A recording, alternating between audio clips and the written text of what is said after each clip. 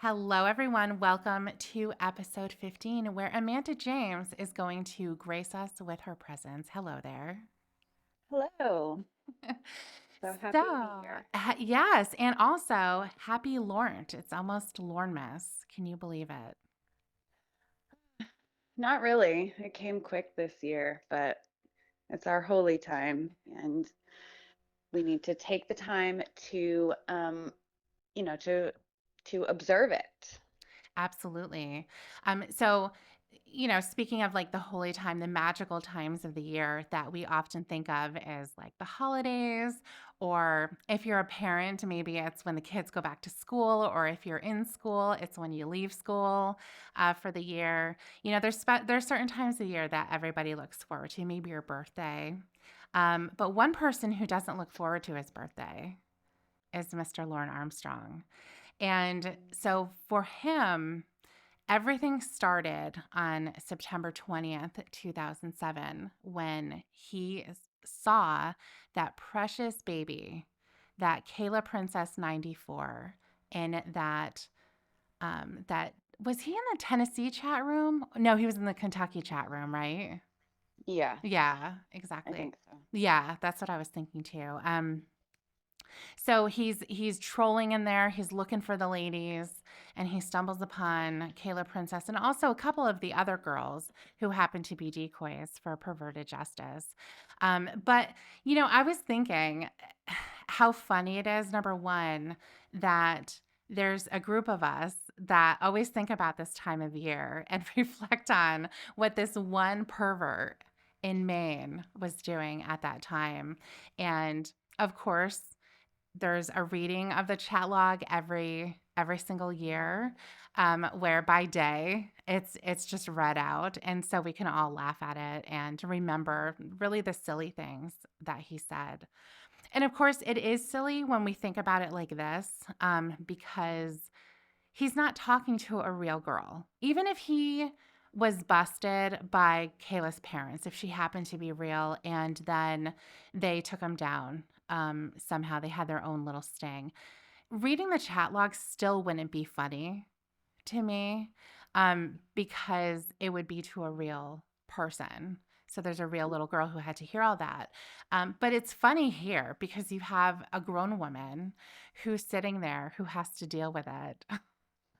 And and he's thinking all along that he's talking to his precious little princess, but it's really a grown woman who couldn't be more disgusted with everything that he says. And so when I was thinking about what Lorne was up to during that time, and even starting September 20th, but all the way through the sting, just imagining how innocent we all were. We had no idea that all of this stuff was happening. You know how he says that while he was going there, there was thunder in the distance? Yeah.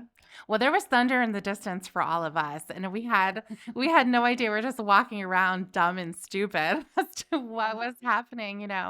And and of course, then we see it all play out, and it's fantastic. But it is funny to think, I wonder what I was doing on these days back in 2007. Wouldn't that be so funny to remember that? Yeah. I've, I can't remember exactly what I was doing on those exact days, but I I remember when I saw To Catch a Predator for the first time when it aired. Um, I didn't pay attention to any of the specific predators, but of course I paid attention to the show as a whole. Yeah. And I had two very small children at that time. I had just had my son a month before Hmm. The original Sin from Lauren Hair. And I remember seeing the show and being infuriated by it. Yeah. Um, because I had my kids and my family, and all I could think was, there are monsters out there who will do this to children. So I can kind of remember sort of where I was when it happened. But yes, completely ignorant to the fact that Lauren was destroying his life on his birthday Yeah. And for the whole world to see. for the whole world, and that we would be here today Well, talking. who would have thought that? That's Oh, I know. that is very unique. and Yes. strange that we're all here and we all have this like intense interest in this guy. I know. I mean, he's an interesting guy, but it is a weird subject to be interested in. I'm sure, we've talked about it a million times. Like, have you ever tried to tell somebody in your life what our little hobby is? And they look at you like you're crazy. I don't even try.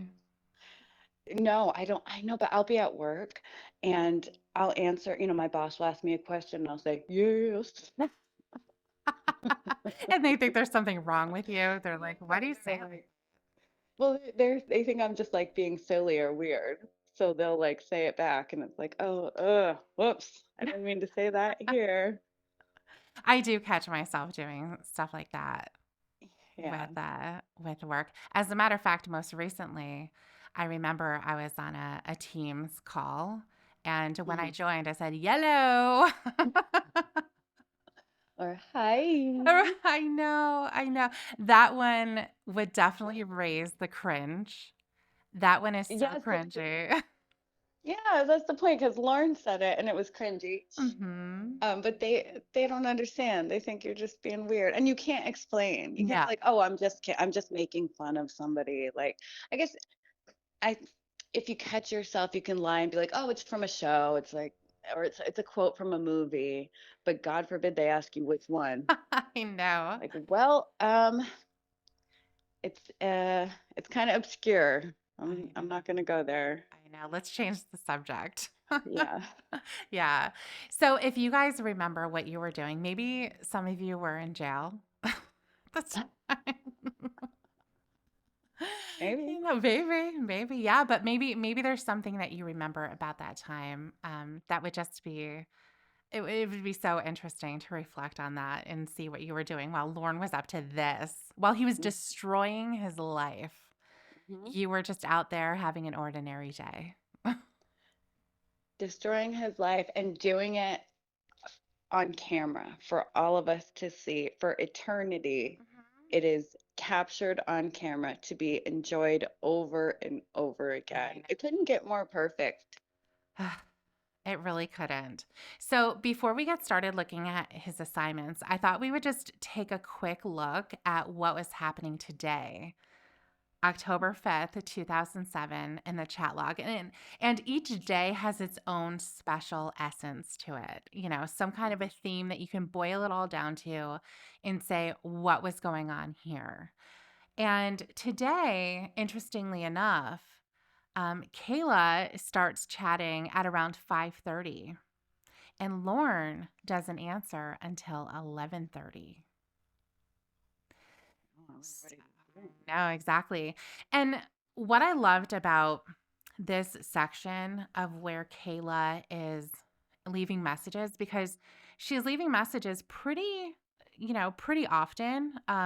She leaves them every couple of minutes, and then, a chunk of time will go by, and then she'll start again, and then she'll start again.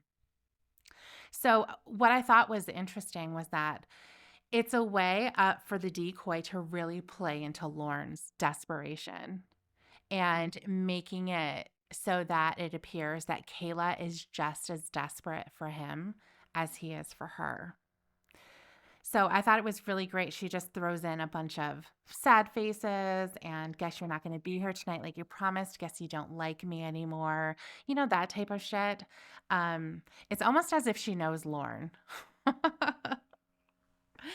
Yeah, well, she's kind of mirroring his behavior. Yeah, Where exactly. are you, precious? Oh, I Mhm. guess there's someone more important that you're talking to. Exactly, exactly. So he doesn't show up until 11:30, and the only thing, well, the first thing that he says is, "Don't leave me." And then she is like, "BRB," and then he's like, "I want my baby." Horny sad face. And it's like, and then she's just asking, where have you been? He doesn't really answer her. He wants to get her on the phone so badly. But she's not able to. She's a kid. It's the middle of the night. And he wants her to get on the phone as if she can just do that. But what this says to me, with it being so late at night, is he's been drinking. exactly. you Yeah. know? And he doesn't explain where he's been. He doesn't say any of that. Hmm. And that's exactly what he would be demanding of her. And we've seen that play out in front of for this chat log and in front of Kayla, but also in front of the rest of the people that he's spoken to, his girlfriends. Oh yeah, he'd be demanding. Who have Mhm. you been with? Where have you been? You didn't even think about me. Yep. I've been here waiting. You didn't say anything. Yep. And I think, yeah, the fact that he's demanding that she call him or begging her to call him, I feel like when he is sober, he understands. Like he'll still ask her, "Can you sneak the phone? Can you sneak Hmm. the phone?" But he understands that she can't, and he doesn't want to get caught. He doesn't want her to get caught, so we won't really push it all Sure. too much. Hmm. But in this case, he's drunk. He doesn't care. He just wants her on the phone. Yeah. It also shows that I would assume that he did that to Molly a lot Oh, a when hundred he was percent. Yes. drinking. He Y- would force her to get on the phone with him. Yes. Yes, definitely. This is exactly the type of scenario that would have played out for Molly, and she'd have to sit there. So on this night, he was wanting to go make himself throw up, but he was unsuccessful. But he does say a couple of funny things. She's asking, why you got to throw up? And he's like, don't yell at me right now, please. Wait until tomorrow.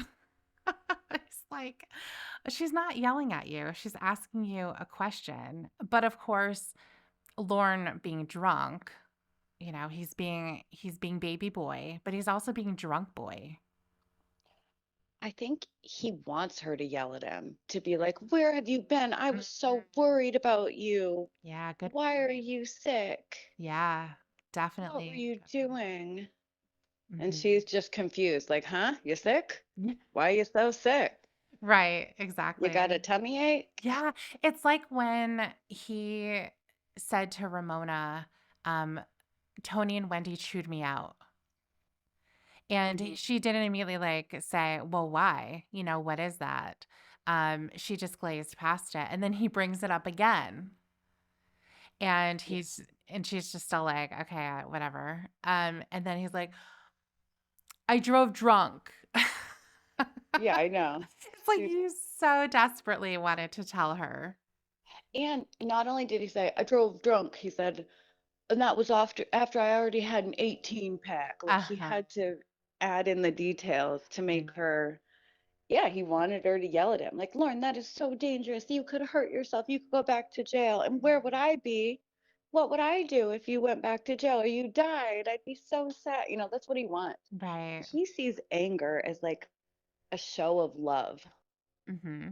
It's like when he screams at Winnie or Jamie or whoever, "I'm fucking in love with you."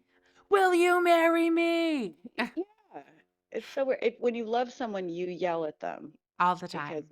yeah. Yeah, exactly. So this is a monumental conversation as well because we get something really amazing here. I gotta find it. I just had lost it. I'm gonna highlight it. Can you see it?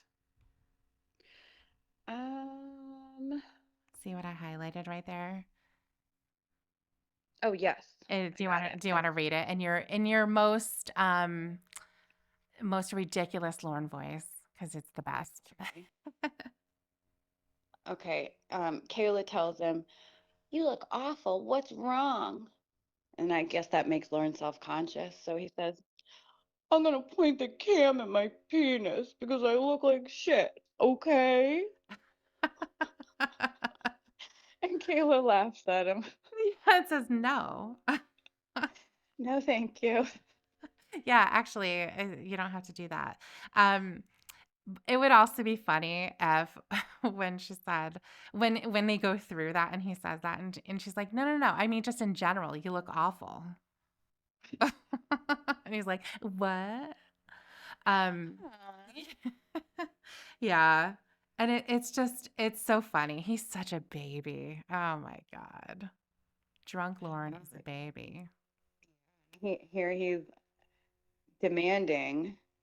He says, "You're gonna sneak and call me tonight." I miss you too much. Hmm. Kayla's like, bro, my parents are up.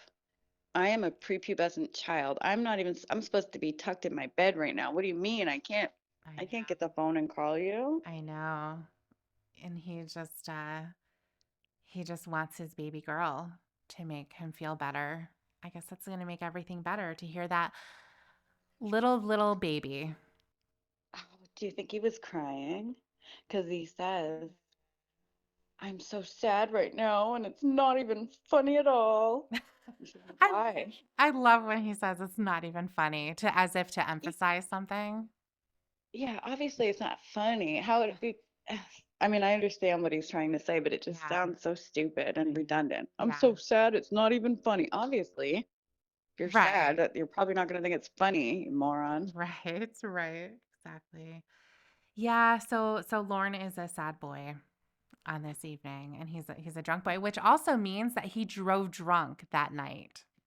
No, he wouldn't do that. He probably had a friend. He had lots of friends that really cared about him a lot. They probably drove him home, paid What for was his his taxi. Mikey's mom? Oh, yeah. What if Mikey's mom was in the other room while Lauren was chatting with Kayla? Oh my God. Yeah, what if he didn't show up until 11:30 because he was fucking her Yeah. in the next room while Mikey was sitting at the computer? What if it was really Mikey typing to Kayla Oh my all this God. stuff while Lauren was in the bedroom on the floor with Mikey's mom? Wow. He's like, you're fucking my mom. I'm gonna fuck with your girlfriend and I'm gonna show her my dick and pretend it's yours. What do you think of that, Lauren? What do you think of that? Yeah, that would be really funny. Oh my God. So anyway, so what we thought we would talk about tonight is Lauren's family. And the reason why we're going to talk about Lauren's family, I think this is a good group of assignments to go over, especially during this time, because Lauren blames his family for everything. They are the reason why he was in Nashville, right? He had to escape that toxic environment and get away Yeah, from they just them. kept using him and taking all of his money. Hmm. Yeah, they only cared about his wallet. Hmm. I think that's a little exaggerated. I don't think they took all of his money. Even in his own telling of the story, I think it totaled up like the amount of money that he gave them, that he willingly gave them, not including Betty's money, Hmm. but the favors he did for them, which he thought were so monumental. It added up to like less than $2,000 Hmm. or like around 2 grand, something like that. Yeah, and that's also inflated with his labor costs. Definitely. So he didn't spend $750 on materials to repair a trailer. I don't know if that Right. was his brother or sister, but the only thing that I think was a solid number was the heating oil. Yep, the heating oil. He also said he gave some money to his sister to buy Christmas presents That's for the right. kids. Yeah. But I agree. I think the heating oil number sounds accurate. That's about how much. I mean, Hmm. the prices vary, but um, I don't know exactly when that was, but it's quite possible that during that time the prices were pretty expensive and you Yeah. have to get a minimum of 100 gallons delivered. Oh At my least you gosh. do now. I assume it Hmm. was the same back then. Yeah. Anyway, the number sounds about right for heating oil. Sure. But with the Christmas presents, it's very possible that he exaggerated that number. He gave her $200 Hmm. and then over time he I gave her $300. I gave her $400. You know what I mean? He just Yeah. exaggerate to sound better. Yeah. But yeah, when he said I did $700 worth of work on the house, I can't get that. You know the song, the weird version song.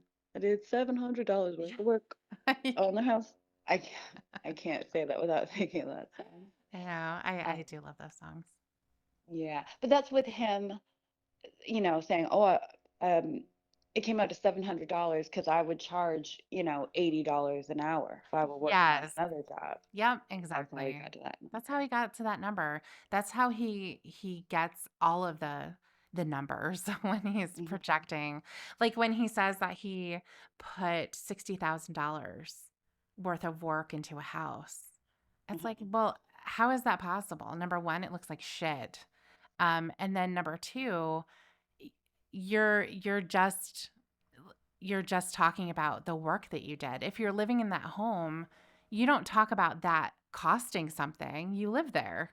Right, you live there. Yeah. And he didn't have $60,000 to put into anything ever. Right. Yes. He has never had $60,000 in his No. life. That's crazy bullshit. Right. He said the same thing to Ramona.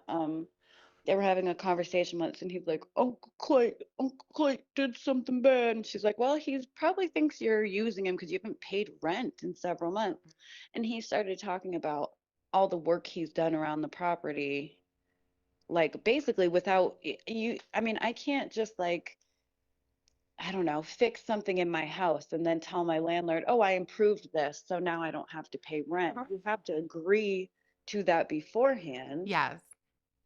Yes. but he doesn't agree apparently. No. And that's why he took the mailbox with him because Cracker. they can buy their own. Mm-hmm. So, the very first thing that we are going to talk about here is an assignment called Family Situation and Conditions. So the instructions are there's no such thing as a perfect family. There's a perfect mom, but not a perfect family. I'm just kidding. Right. That was my. um, what is going on in a family can affect all of the members of the family and can play a part in later thoughts, feelings, and behavior choices.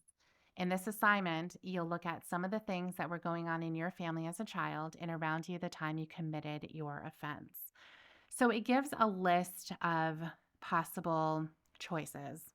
Obviously, this isn't an entire list of all the things that could happen to someone, but I think it's a good summation of some basic topics of things that can be major themes in someone's childhood that makes it so that perhaps their household isn't ideal. So, some of the things that are listed here, and we'll go over the ones that he didn't select, and we'll also go over the ones obviously that he did. So we'll start off with what he did select. So one of the things that he selected is lots of people in the house, and that's true. Mm-hmm. He had a big family with his mom and his siblings. At one point, anyway, they were all under the same roof. Then they had Dale, and we talked about it last time too. I think, as far as like Dale having kids, I think he did. Um, I think perhaps they were briefly mentioned, but Lorne obviously doesn't have any kind of relationship with them. So who knows where they were at that time. Mm-hmm. But there was a lot of people in the house. And so certainly that can be chaotic. That's what I think of with having a lot of people. And they weren't living in a mansion. So it was probably cramped quarters. Mm-hmm. And, there's maybe one bathroom that everyone had to share. So that can Oh, create, right, that can create some tension. So that's what I think of when there's a lot of people and not a lot of personal space, perhaps, or privacy. yeah, I agree. I was just wondering, like, they must have had to share bedrooms and stuff. There were six kids, and um, Lauren's mother and Dale. I'm assuming his sister had to get her own room. I hope because she's a girl. I Yeah. mean, I think at a certain age, boys and girls shouldn't share a room. So hopefully, but who knows? Um, but there were still five boys. So I'm wondering, like, how he's never mentioned how many bedrooms that house had or what the sleeping arrangements were. Yeah. Um, but yeah, I agree. It's a lack of personal space. Everybody's real cramped. You have to share everything. There were probably like a lot of hand-me-down clothes Oh, stuff yeah. going on, that kind of stuff. Um, but also like a lack of attention. There wasn't enough attention from his mother to go around. I would assume having Hmm. six children would be very difficult to give any one of them the attention that they need. Yeah. And it doesn't seem like his mom was the type to like sit him down at night and read him bedtime stories personally or anything. It seems Hmm. like she was busy. She had a whole bunch of bad kids, and she Yeah. was just always yelling at them and Yeah. trying to, get by day to day. Yep, exactly. So the other one that was checked off here, step parent or parent's significant other living in the home. So we know that to be true with Hmm. Adele. Yelling and arguing is the next one. Yeah, I can see that. I can I see wonder that if he too. meant yelling and arguing between his mother and Dale, or her like just yelling at the kids all the time. I had the impression that it had to do with the kids. Uh-huh. That's just the impression. Never heard anything really about his mom and her relationships because she did have another person that she dated after Dale. His name was Uh-huh. Mel. Yep. And I think they slept separately. Yeah, he said because mom snores. Oh, mom snores. Okay. Well, either mom snores or they both snore. Uh-huh. But Okay. yes, they had to sleep separately, which, as we know, is a real problem for Lauren. He thinks mom and her boyfriend should sleep in the same bed Yes. together, Yes. and So he should be able to, check at the keyhole and know what's going on. hear the little squeaking of the mattress. Um, but yeah, I mean that also the fact that he didn't, not that he needed to hear them having sex or anything like that, because my God, if that ever happened to me, I feel like I'm so blessed that I've never had to hear any family member or anything like that, because I'd probably burn the house down. I'd have to. I think for kids, Sure. I mean, you don't complain that you never heard your parents having sex. You complain that you too often heard your parents having sex. Yeah, yeah, certainly that can definitely be a thing. So, the fact that he didn't see any of that, I feel like there probably wasn't a lot of PDA between his mom and Dale. Yeah, well, his mom doesn't seem like a very affectionate person, does she? I No, mean, no, she we've heard doesn't. Lauren, so love you, mom. I love you. And she'll go, yeah, Yeah, exactly. okay, bye. Yep. Exactly. Yeah. So, I mean that certainly so is a thing. But with the yelling and the arguing, I would have to say it's probably with the kids more often Mhm. than not. He never talked about any difficulty with the man in the house. That what he was really upset about was the fact that this man took away attention from him and felt like even with the food, remember he would talk about the food and how it was Dale. Oh, Dale likes it like this. And she would make it like that even when Lauren didn't like it. Uh-huh. Um, but of course, he takes the most issue with the fact that he cheated on his mother and went off with Roy's wife, which of course Yeah, I was gonna that's say, something to be angry about. I can certainly yeah. understand that. But yeah, so that just leads me to believe that he's never talked about their relationship in that type of a context. So it probably has to do with the kids. Hmm. And then the next one, children not coming home often. And that's a big deal for Lauren. So he's talking Yeah. about Ralph and Lori, I think Hmm. specifically because they went off either to college or, they were much older than Lauren. So I think with them going away, that was a very big deal for him. He almost felt like he was abandoned. Yeah, yeah, he said that. Oh, I can't remember who he's talking to one of his girlfriends. Mhm. He explained that he felt abandoned by his older siblings weren't there to protect him or to take care of him like they should have been. Right. Which, and I guess I can understand feeling like that as a child, Hmm. but as you become an adult, I would hope you would understand that like your siblings deserve to live their own lives. They're not your parent. Hmm. It's not their responsibility to take care of the younger children in the family. So to like hold resentment against them as an adult is very Lorne like. Yes. Yes, it is. So, those actually, out of this entire list, were the things that Lorne checked off as being present in the home while he was growing up. So, let's talk about some of the others that may feel more severe than Mhm. what he's experienced here and see if we can come up with a theme for the ones that he did select. So, the ones that he didn't was drug and alcohol use, financial problems, moves to new homes, children taken from home, parents going to jail, children physically fighting, children left home alone often, not enough food, I was afraid, no one listened to me, visiting a parent who didn't live at home, parents hitting each other, parents hitting kids, divorce or separation, sexual abuse, medical problems or sickness, house not in good shape, not enough love, and I wanted to live somewhere else. So that list,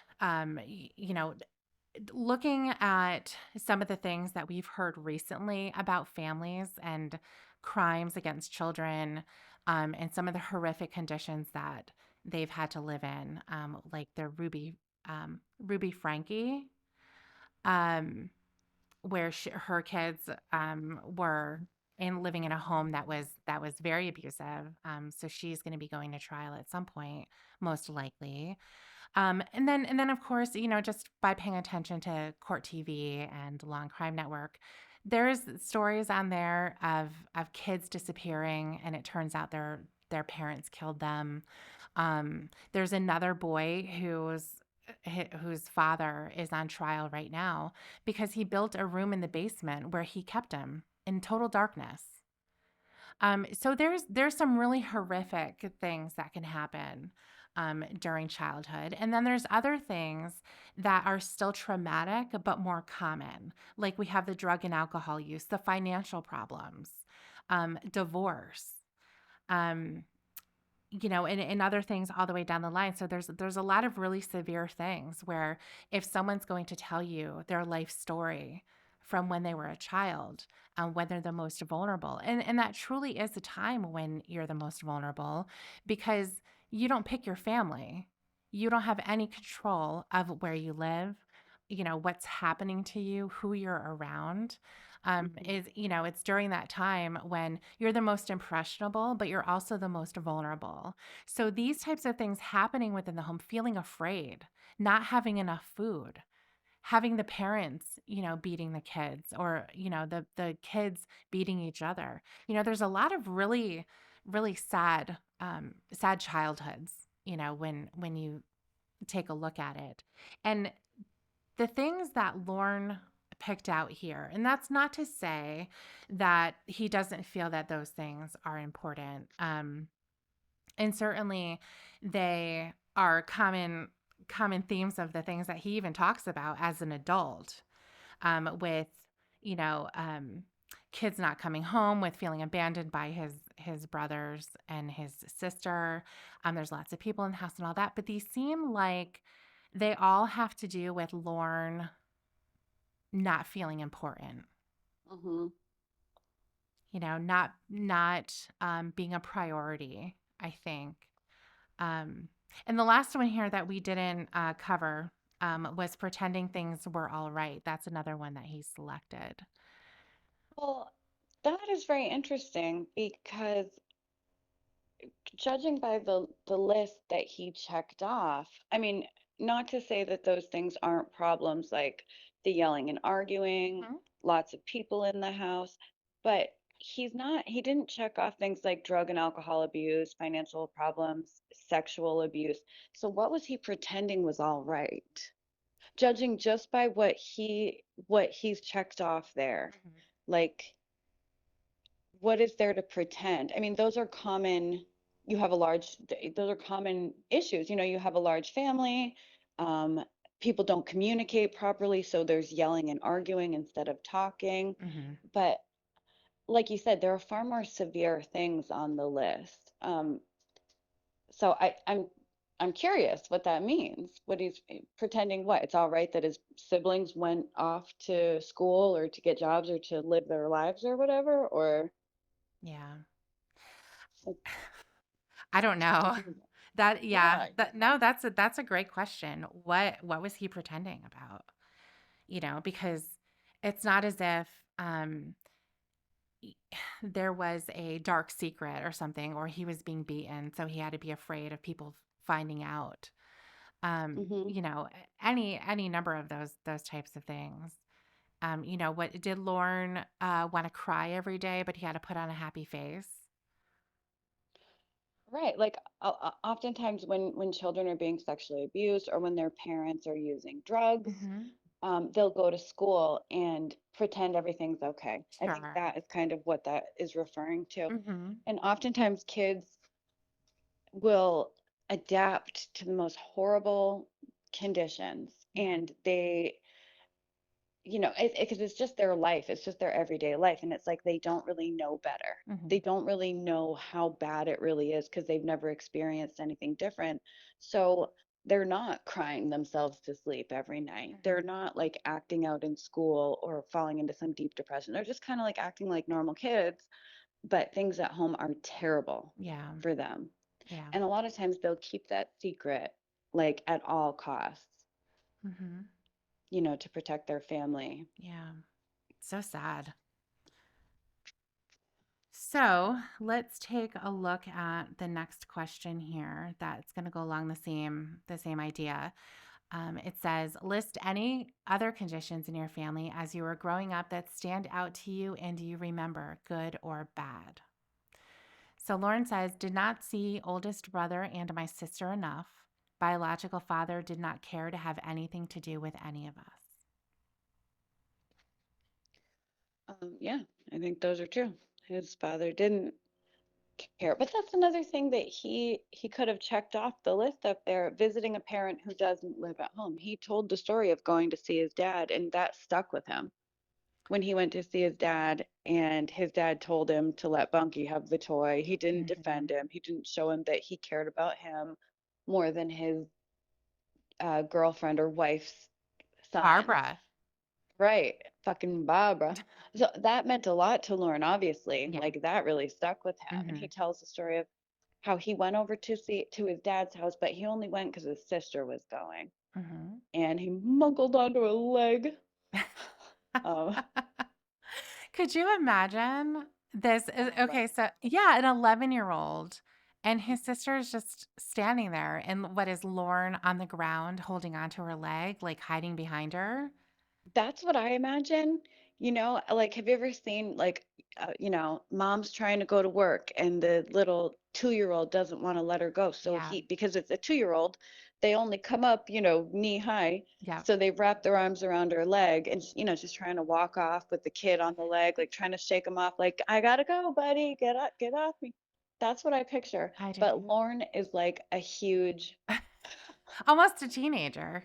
right. He's like, well over 100 pounds at that point. He's this big prepubescent kid, but he's still bald because in my mind he'll always be Yes, with a bald no matter horseshoe, how old. the Yes, horseshoe he has hairline. that same Okay. haircut. All right, I like it. Okay. And he has that big square tooth in the front too. He still has that. But his teeth were perfect, Except for that one big except for square that tooth. one, the big square Whereas he tooth. was born with that in my mind. Of course, of Yeah, course. he came out of the womb with that giant tooth. He cut his Yeah, way just out.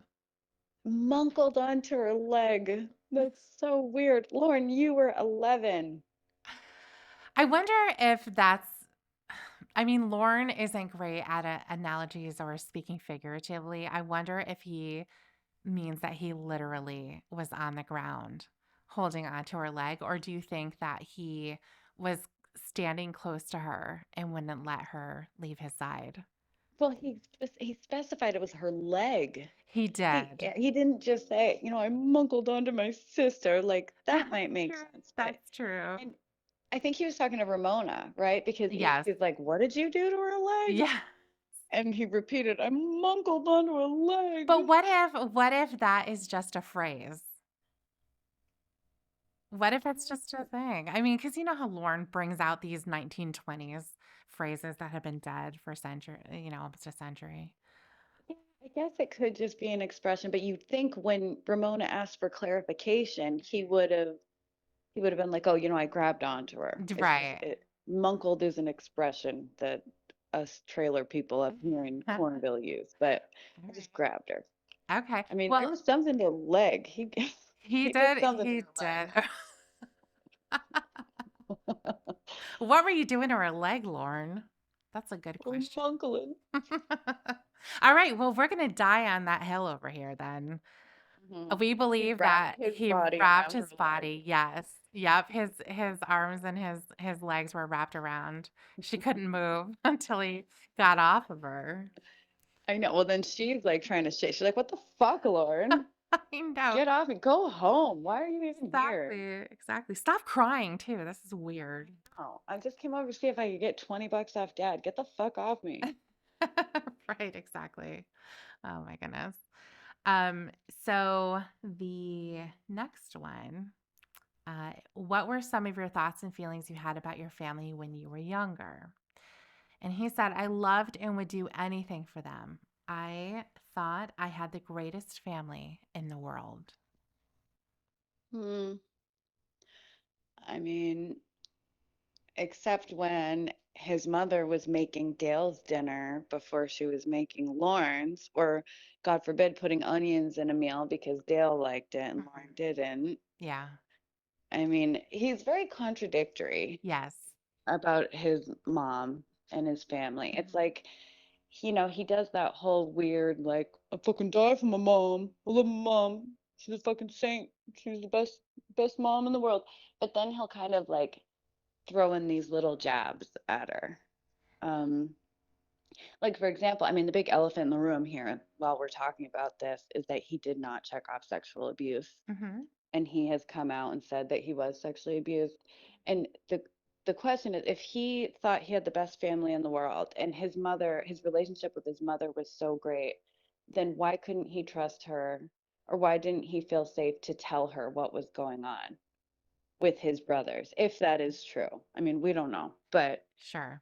assuming that it is, if Lauren had this relationship with his mom, um, then why not be able to go to her and say, "Mom, something bad is happening, with me and what's his name there. I need your help." Mhm. I feel like that kind of shows a lack of relationship between a kid and their mom. Oh, sure. Yeah. Lauren is all about the words that he says. So he'll be very expressive with very strong words about his love for his mother. That Hmm. this is the most amazing woman. He dedicated that book, Taken Abroad, to his mom. Well, that You means a know, lot. she's been through more than anybody, and she's just as sweet as ever. I want to say something, is something that he wrote in there. Yeah, she's real sweet. She's real, what? Long, you drunk asshole, I know. is over farmer's house. I know she's such a sweet old woman. She is, yeah. But yeah, he is very contradictory, and so the strength of his love that he talks about for his mom is really just in what he says, because we've caught him before. He doesn't spend time with his mother. He doesn't. He even on Mother's Day. Oh yeah. I She mean, was not his priority. no, no, he was so pissed off that somebody brought a coffee that he Hmm. lost it. But yeah, I mean, think about, the fact that he lives close to his mom. He doesn't live far away. And Hmm. she gets a phone call. So he does talk to her, I think, every day. I don't think that's for her benefit. That's for his, because he loves to be on the Hmm. fucking phone. No, he does. He does. And I also think it makes him feel good too. I think it's like, this is me being here for my mother. Hmm. This is me spending time with my mother. Um, Think of it this way, though. His mom is very hard of hearing. Yeah. She cannot hear shit. So is a phone call really the best way to communicate with her? No, not You know what I really. mean? Like she's like, "Huh? What'd you say? Yeah. You did what?" Like he has to keep, and then he gets annoyed, so he's shouting at her Mhm. because she can't hear him and he has to repeat himself 10 times. Yeah. I get the feeling that a lot of these, because I think he calls her daily or like every morning or tries to. Mhm. Um, I get the feeling that a lot of those morning phone calls between him and his mom is him talking shit about Roy Mhm. and her not hearing him and either asking him to repeat it or just not hearing it and Yeah. just going, being like, okay, whatever. Right, exactly.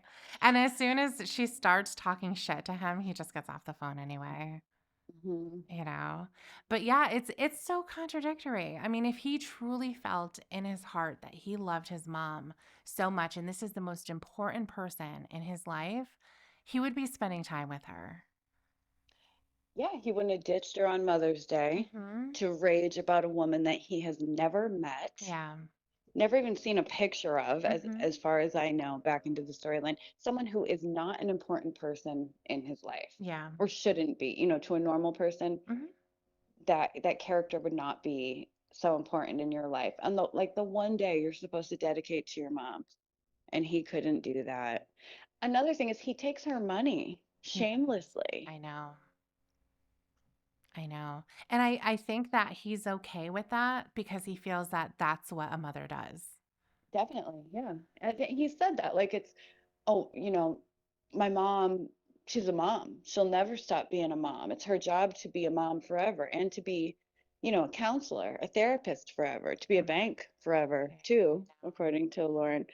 And again, most adults, when you're 50 years old, you don't think that way anymore. You think, I don't want my mother to have to take care of me anymore. I'm going to take care of her now Yes. because the roles are kind of reversed a little bit. Yeah, Like they do she's the one reverse. who needs, yeah, she's the one who needs it, not me. Right.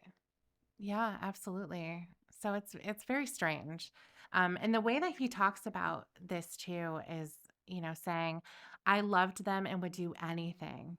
I thought I had the greatest family in the world. And this to me is him feeling sorry for himself. Definitely. 100,000% absolutely. Oh, they used me so much, and all I did was love them and want to do anything for them. Hmm. Yeah, poor Lauren.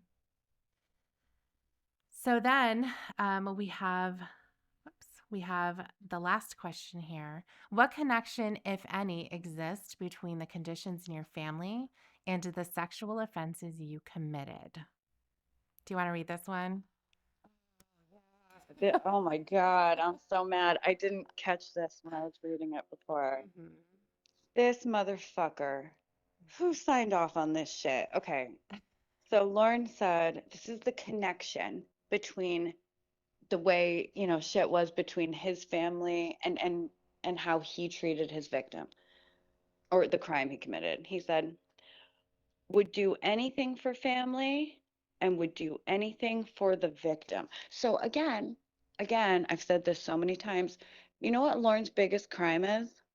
It's just that he's too good of a guy. Mhm. He gets himself in trouble because he's just too good of a guy and he wants to take care of everyone. He never thinks of himself. He was just thinking of this quote unquote victim, just like he thought about his family. He didn't want to talk sexually to her. That wasn't for his own gratification. Mhm. He did that because she wanted it. So Right. clearly, she wanted it. Right. And That he infuriates me. didn't want her to leave him. Yeah, and it's because he had feelings of abandonment and not being loved. Yeah. That's what drove him to desperately, seek love from this child. Mhm. And that's because his family didn't love him enough. So Right. as you can see, Your Honor, it's actually not Lauren's fault at all. This is all his family's fault. And then the gavel smacks down and the judge stands up and does a slow clap and everyone else in the courtroom does as well because they recognize that Lauren's been through a lot.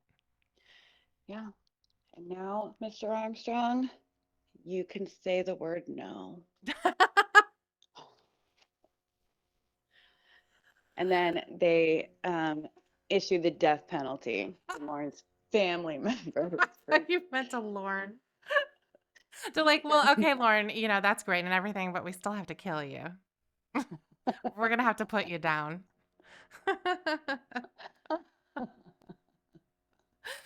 Oh my God. That is so crazy. Yeah, yeah, exactly. And then everyone out, they have to march in. His family, they're all in Uh-huh. stripes. They've all been gathered and arrested, every single one of them. Uh-huh. What do you have to say for yourself, Armstrong family? Uh-huh. Yeah. Gotta beg Lauren for forgiveness, baby. Yep. And they have to watch Lorne get his cuffs unlocked as they're being walked away into the county jail for the Uh-huh. rest of their lives until they go to the chair or something. Yeah, until until their execution. Till their execution. And Lauren sadly looks at him and says, "You should have given me the deviled egg." Yeah. Exactly.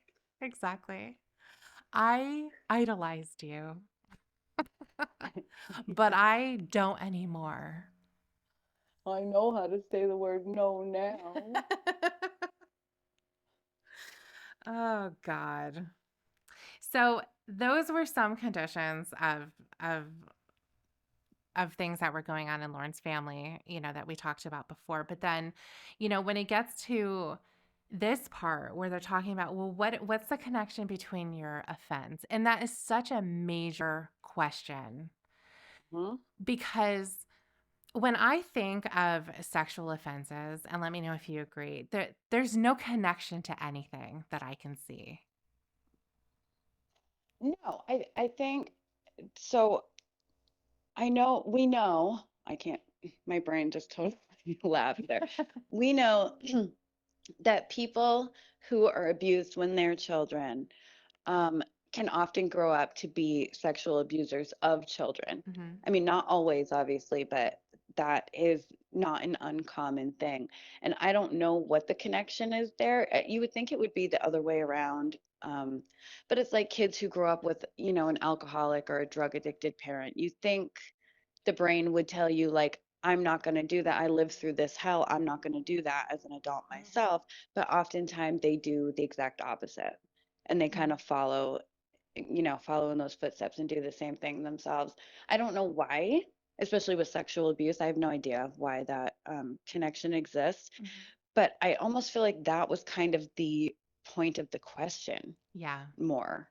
Like, I was abused as a kid. There was sexual abuse in my house, so it became commonplace. Like, kids are there to be screwed with or something like that. But Lorne has to try to make himself look like the hero and the victim in every situation. Hmm. Yeah. Yeah. So of course, he wanted to do anything for his family and he would do anything. He threw himself right under the bus for Hmm. everyone else.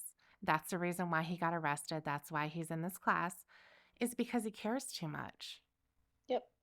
He loves everybody and he would do anything for them, even when it means he's going to go to prison. It doesn't even, it must be so frustrating to be the treatment provider and Yeah. have to, I mean, because it's frustrating for me to read this. Yeah. Yeah. And I think too, when we talk about things in the past and trying to make these types of connections, um, there's a difference, I think, between someone who is severely mentally ill and doesn't have self-awareness, doesn't understand, and someone who does understand. Because then it turns into their responsibility when there is that self-awareness. So like for Lorne, and we're talking about this chat log that we laugh about, but ultimately the reason why he went to prison for this is because he was thinking, he was talking and exposing himself to a child. And he made plans to go and meet her and do the whole thing. We know the whole story. Um, but he knew what he was doing was wrong. He knew that. So he had all of the awareness in the world. And it has nothing to do with him needing to know specifically what are the things that could happen psychologically to somebody who's been abused as a child. He doesn't need to know that. He doesn't need to have a degree in psychology or psychiatry or child development or any of that to be able to understand. I certainly don't understand it. I can't, tell you specifically about things like this. I can tell you what I think or things that I've observed or perhaps have read about, through really looking into these types of crimes. But I still can't, tell you specifically all these things. But that doesn't mean that I don't recognize how horrible of a crime this is. And he knew that too. Even if his awareness of it being wrong is more on the legal side, he knew he could get arrested. He knew he could go to jail. But the most important thing that he knew is that you do not do this to kids. He knew that. I So, mean, go ahead. oh no, I'm sorry, I didn't mean to interrupt. Oh, that's okay. Go ahead. Well, I was just gonna say, when you said he knew that it was wrong on the legal side, I think he did know that it was wrong morally as well, because I'm thinking of the part where they're talking about her getting pregnant. Mm, And she said, I don't want no babies. And he said, don't worry, baby, I won't get you pregnant. You're too young. yeah, Like he knew that it could destroy her life for her to get pregnant. He just didn't care because he wanted what he wanted. sure. Yeah, absolutely. But I think it's interesting that, instead of him saying, there's no connection here between the things that happened in his household growing up and in his sexual offenses. There's nothing there. But of course, he has to have an answer. And because Lorne is a victim in everything, in all circumstances, when you're talking to Lorne or when you hear him um, talk about something and you're trying to explain, well, you can't do that and or you shouldn't have done that. And his response to that always is, "Yeah, but you." Hmm. It always turns around. He is a master deflector, and I don't say master in the sense that he's good at it, because it's obvious when he does. It's not like he's Yeah. double talking or something like that, where somebody ends up being confused. At the end they don't realize that something happened. It's very obvious, but every single thing that is pointed out that Lorne has done wrong, it's because of someone or something else. Always. Yeah, I know. Yeah. No, absolutely. In that same conversation that I mentioned earlier, where he's talking to Ramona and he's talking about munkling onto his sister's leg, that whole conversation began because Lauren had texted Ramona and like called her a whore and a bitch and said, "You're probably Mhm. fucking the doctor." Mhm.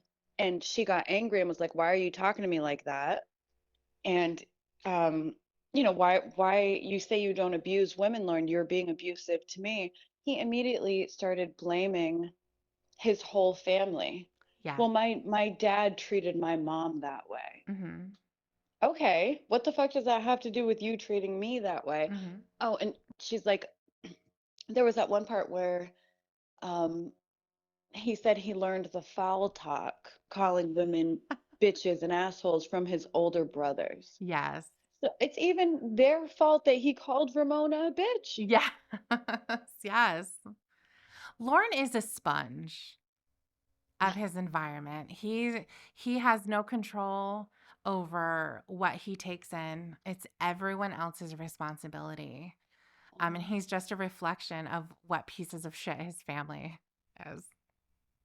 Yeah, they made him this bad person. And he said that, I mean, verbatim, like, I used to be a good person. I just need to get away from, bad people and stop them from, I need to change back from what they turned me into. Mm-hmm.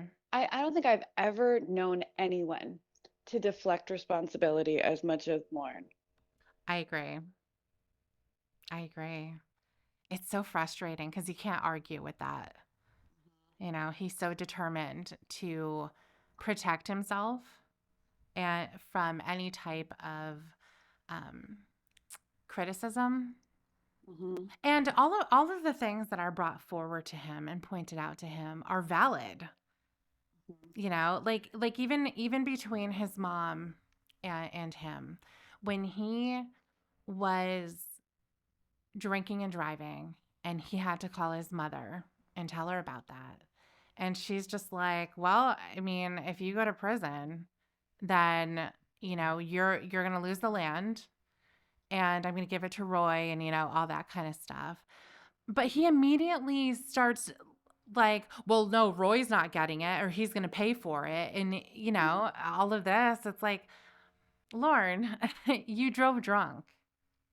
Yeah, you're not in the position to get to like call the shots here, bud. And Right. now's not the time anyway. Now's the time to be remorseful and take Exactly. accountability. Yeah. That's all you need to do. And I mean, let's not forget, he immediately turned it from, yeah, mom, I drove drunk to, so yeah, that was bad. I drove drunk. That was reckless. But you are eating cookies, mom. Mhm. And that's just as bad because your blood sugar's all fucked up. I Yeah. told you not to eat sweet. He starts lecturing I her. know. Anything to get the subject off of Lauren. Mhm. Anything. He has to change the subject. Yeah. Cuz he loves it when the conversation's about the failings of other people, like Roy. Loves it. Loves it. He'll sit there with his coffee and his cigarettes like an old woman, and he wants to just chat, Uh-huh. you know? Shake his head in his most He loves disgusted to way. bitch at everyone. Yeah. Yeah, he does. He loves to bitch at Jamie. He loves to just everyone to bitch at Casey for taking an Uber, Mhm. for going out drinking, telling her how irresponsible it was to go out drinking. Yeah. Like, shut up, Lauren. You don't get to lecture anyone. I know. I know, but he will. He definitely will. So, the next assignment that has to do with his family is called Family Relations and Reactions. The first question: list out the significant members of your family. These can be those that live with you or not. Include those you get along with and those who don't. So he just makes a list here. Yeah. He just makes a list. He says mom, Lori, Ralph, Roy, Paul, and Richard, and then dad. So he doesn't say, really anything about them. He just makes that list. So I think he might go into more detail here in the next one, Uh-huh. which I think might be pretty good. So describe your relationship with each of the people from number one. Okay, mom, great, has a Great. great relationship. Mhm. Lori has a whatever relationship. Such a way with words. You can say like, we're distant, we don't talk often, we have a large age gap, but Mhm. just like something that makes sense or makes the reader understand Mhm. more. No, a whatever relationship. Yeah, exactly. I love that. Ralph, don't care to see or talk to. Oh. Hmm. I think his relationship with Ralph is interesting, and it's Mm-hmm. one that we don't know a lot about. It could be perhaps that it's so bad because Ralph didn't have a lot to do with Lauren. Just didn't, wasn't interested, Yeah. that could have Yeah. been it. I got the impression that Ralph, again, I agree. I think he probably didn't have a ton to do with Lauren. Like Lauren, wasn't invited to Thanksgiving dinner or Easter dinner or whatever, um, when Lauren's mother would be invited up there Mhm. for holidays. Mhm. So that's probably part of it, but I think it's likely also that Ralph didn't buy Lauren's bullshit when he got caught in this thing. He didn't Hmm. buy the whole, oh, I never wanted to go there. I never would have done it. Yeah. Because Lauren mentioned in a call, he was talking about Ralph, and he said that Ralph only pretends that he doesn't want anything to do with Lauren because of his crime. But it's not really because Ralph doesn't, Ralph is so disapproving or so disgusting of it, disgusted by it. It's because he doesn't want like his wife's family Hmm. to think that he's okay. He wants to put on a show for his wife's family, Yeah. essentially, but he Right. doesn't really feel that way. I'm sure he doesn't. Right. I'm sure he's totally fine with Lauren trying to fuck a kid. Hmm. He just doesn't want, his wife's family to think that. I think also Lauren thinks that Ralph acts like he's too good to be Yes. involved with him. And Ralph probably is too good to be Hmm. involved with him. He said So, that many times that hmm Ralph is too good. I mean, he probably is. Like, he's not okay with his brother trying to commit a horrible crime against a Hmm. kid. I know. So, I know. So this one for Roy is pretty interesting. So he says, irritation and disgusted because he's jealous of me. um, jealous of what? Well, that's a Per, per, great question. jealous, maybe jealous that um his family gave Lauren, I mean, because Roy and Lauren are both losers, right? So I mean, that might, I know some people like Roy, but let's face it, he is not a He's winner. not thriving. He's not. No, he's not a child molester. He's not a criminal that I know of, but he's still, a loser. He's destroyed his life with Yeah, he alcohol. has. He, lives with his mother part-time, gets absolutely hammered in her house, Hmm. which he knows she is not okay with, and then kind of like lives it kind of, kind of homeless the rest of the time. He'll live in a camper that doesn't belong to him. He's got nothing. Like Yeah. Roy's life is not good. So I wonder, he doesn't seem jealous to me, honestly. I was going to say, I wonder if he's jealous that their family gave Lauren a piece of land and a trailer, and Roy got nothing. Hmm. But I don't think so. I mean, Roy helped Lauren with that trailer. He, put in all kinds of manual labor to do whatever bullshit Lauren wanted done Yeah.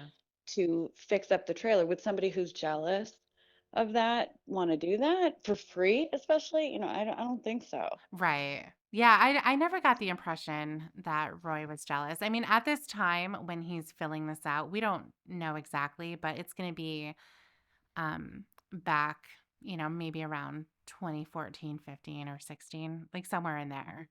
Um Roy was married. Oh, So he was wow. We've got some projection going on here. could be. I mean, so yeah, so Roy was married to his second wife. And yeah, so I'm curious what their interaction was like during this time for Mhm. Lauren to write this. Said some weird stuff that who even knows? I remember he said something about Roy Roy blamed Roy blamed Lauren because Roy and his wife got a divorce. And he never elaborated why Roy would blame him for that. How could Mhm. he have anything to do with that? He just blurted it out. His second wife or the wife that ran away with Dale? Oh, I don't know. Okay. I'm not sure. One of them. Yeah. I forgot that Roy had a second wife. Who was the second wife? Kathy? Yes. Fucking Kathy. Who was the first wife who married Dale? Was that Kathy? I can't Oh, it was remember the Kathy. second. It was okay. I can't First remember wife the was second. Kathy, yeah. Yeah, I can't remember the second wife's name right at the moment. Yeah, But I guess it doesn't yeah. matter. No, no, it doesn't.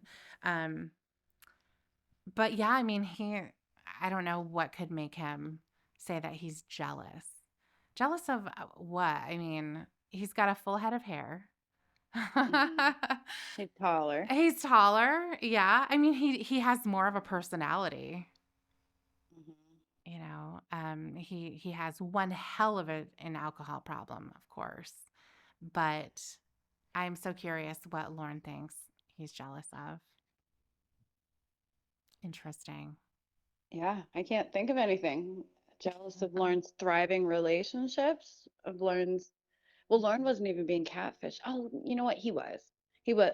I mean, he had been catfished by Amanda James and that Leslie, or no, Vanessa. Vanessa. Yeah. Yeah. And he had, when was the Nikki stuff?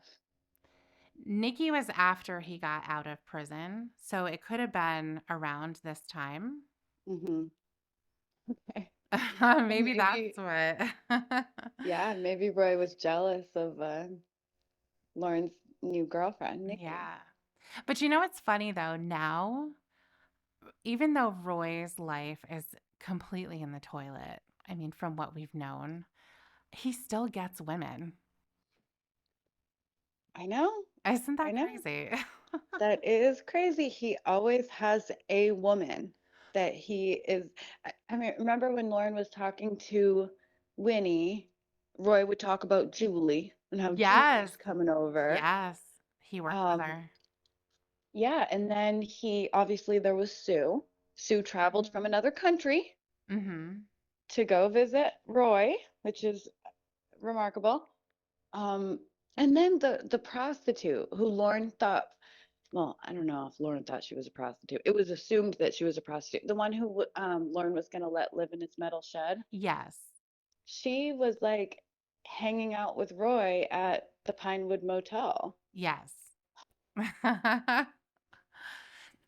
I mean, we're not talking about classy ladies, I don't think.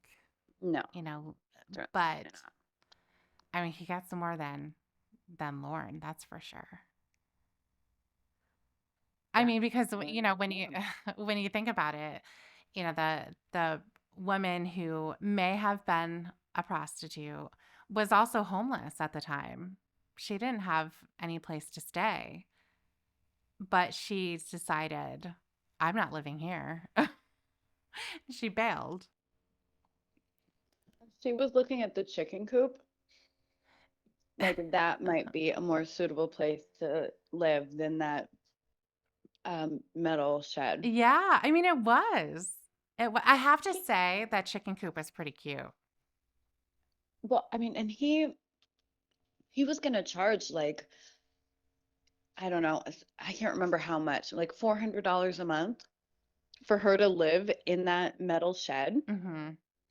which is insane. I have to assume you can rent a whole trailer up in Cornville for like $700 a month. Sure, I know. And when she's living out there, she doesn't have a bathroom. She doesn't have a kitchen. She has to trek into the trailer where Lauren could be nude at any moment. Oh, you know he would be He would be. He nude would at any just, yeah, he would just be. He would be, you know what he would be doing? moment. I can just picture this. She walks in and he's standing at the refrigerator. But he's like looking in, so she only sees his butt. And Hmm. he does that turnaround like he Over did in the that shoulder. picture. Yeah, over the shoulder. I just pictured it as you were saying it. I'm like, yeah, he's got his headset on. Mm-hmm. He's completely naked except for his prison Crocs because the floor is so dirty. You know, you can't Yeah. walk on the floor. You're No. gonna get, some big giant Something. splinter from the plywood or, Yeah. something's gonna injure you. Yeah. But yeah, he's totally naked, eating uncooked hot dogs From the door.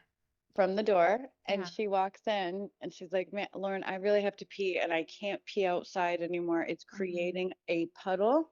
and it smells real bad. Could I use the toilet? And he looks over his shoulder and goes, huh?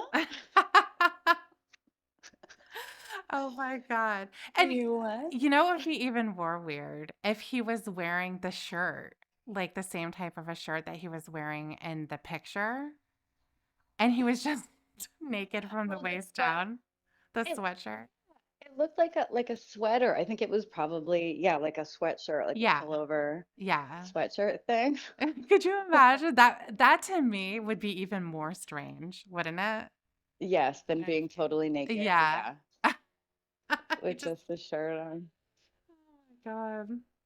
Or being completely naked, but the only thing on, like I said, the prison Crocs, headset, and his hat, He's right. Right. and his reading glasses. Yeah.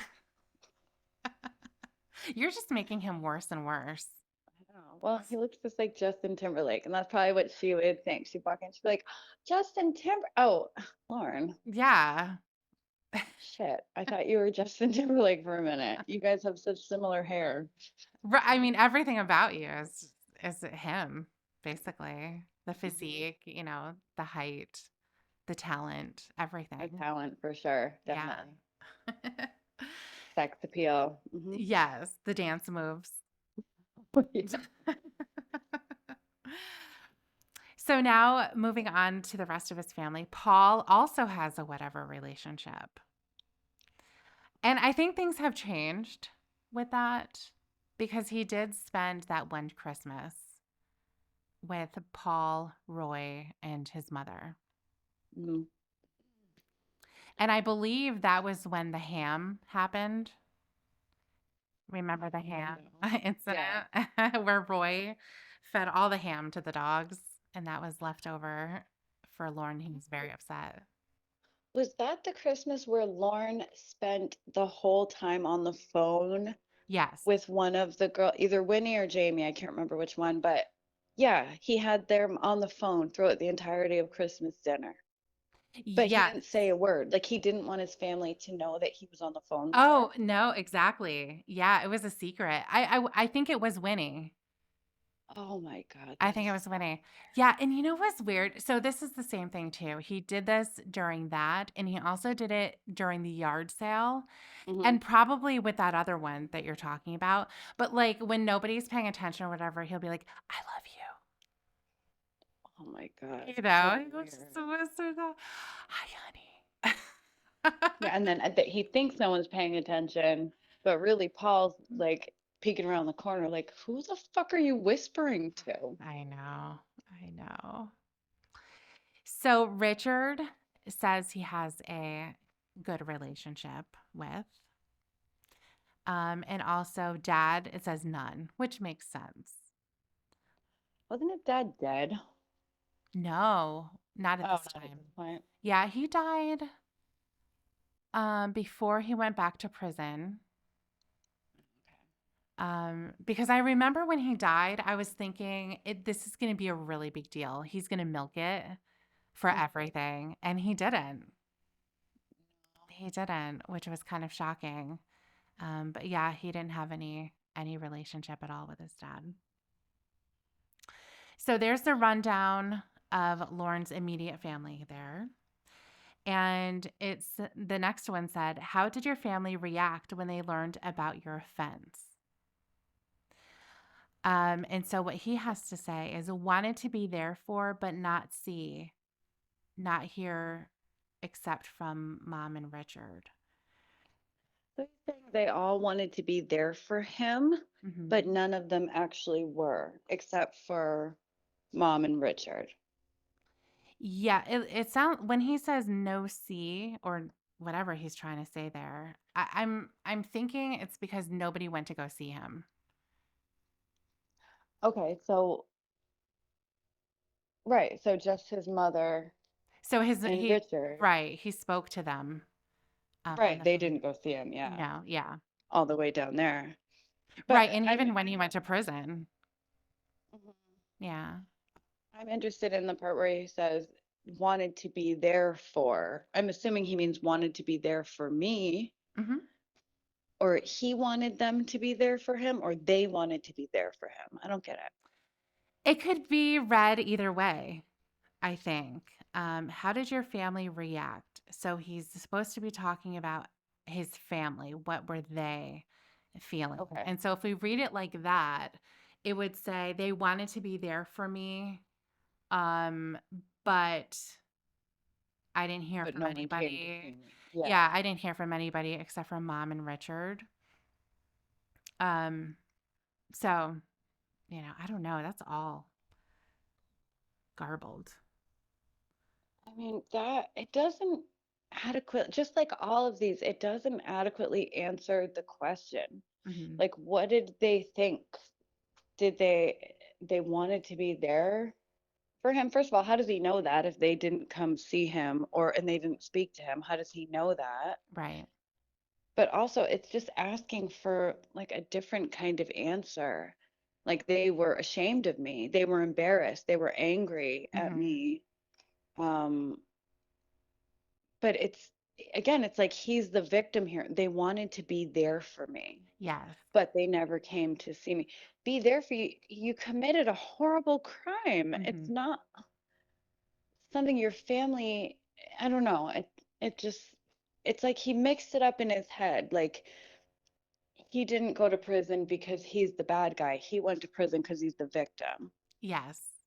Or he's the victim because he went to prison, I Hmm. should say. Hmm. Yeah. And then the next one, what do they think about you and your offenses now? And he said they believe what they see or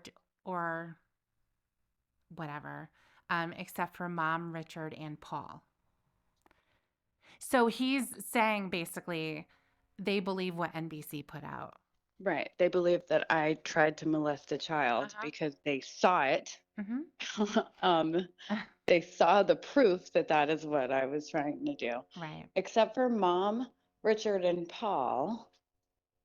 But uh, I mean, I think his mother, I don't think she, he says, Mom believes me. Mom knows I wouldn't have done anything. Like, I don't think that's true. I don't think she's ever said, Hmm. like, I don't think you would have done it. I think she just doesn't want to talk about it. Hmm. So she's like, yeah, whatever. I know, Lon. Okay, let's change the subject. Yeah, she doesn't want to talk about it with him.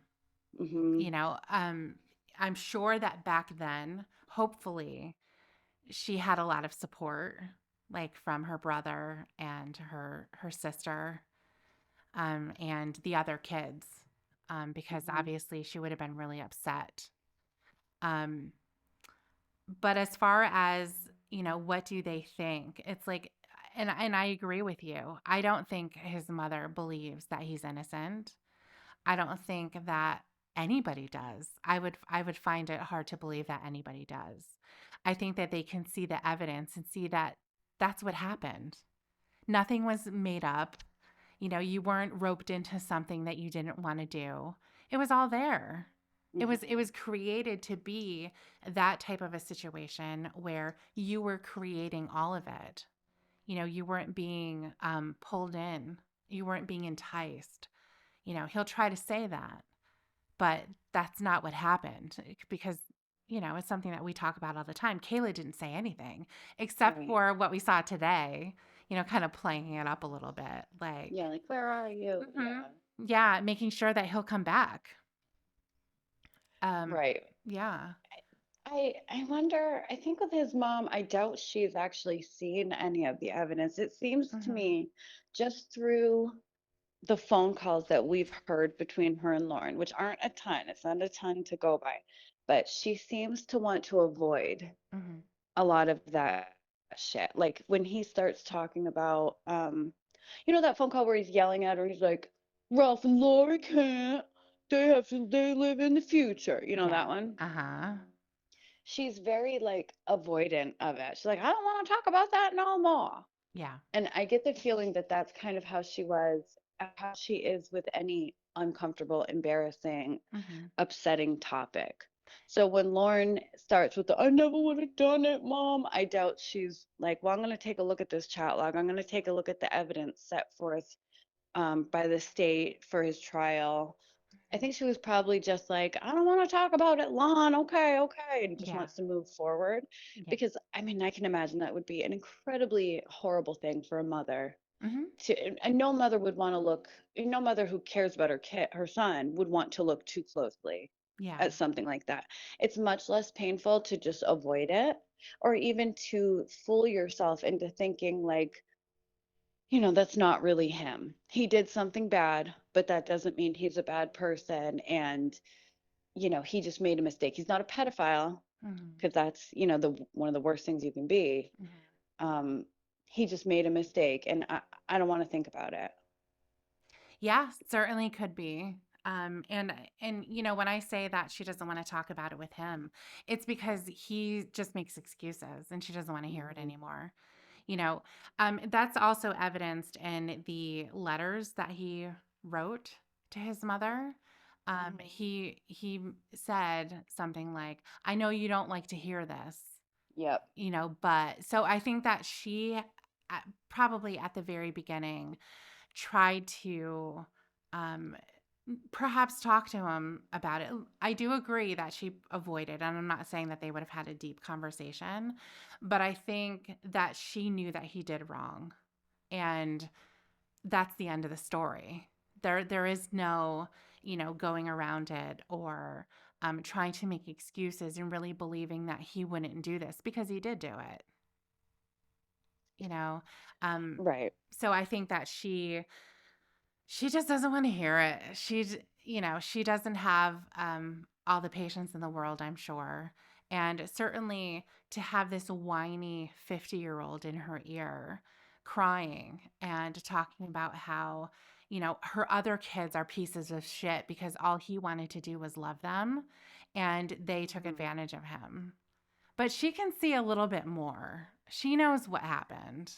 Right. She knows what really happened and how it's actually their fault that he got caught up in this thing. Right. It's their fault that he was talking to this decoy, and he lost track of her age. Like, he Hmm. lost sight of it because he were so vulnerable. Yeah. Yeah, she knows the truth, and I agree. I'm sure she doesn't want to hear that kind of nonsense from him. Yeah. So, the next one that we're going to talk about is discussing abuse in the family. So, this is going to have to do with sexual abuse specifically. So, the instruction said sexual abuse is something that is often difficult to talk about in families and with significant people in your life. Please answer the following questions. Number one, what other sexual abuse happened in your family aside from the abuse you committed? And he said, there was no sexual abuse. Then, number two, is it difficult for your family to talk about sexual abuse? Why do you think so? And he said, NA, not applicable. Number three, how much of the details of abuse should be discussed? And he said, all details of abuse should be discussed, which I think is an interesting answer coming from him. Um, because I remember he was asked, did your family talk to your nieces and nephews about this?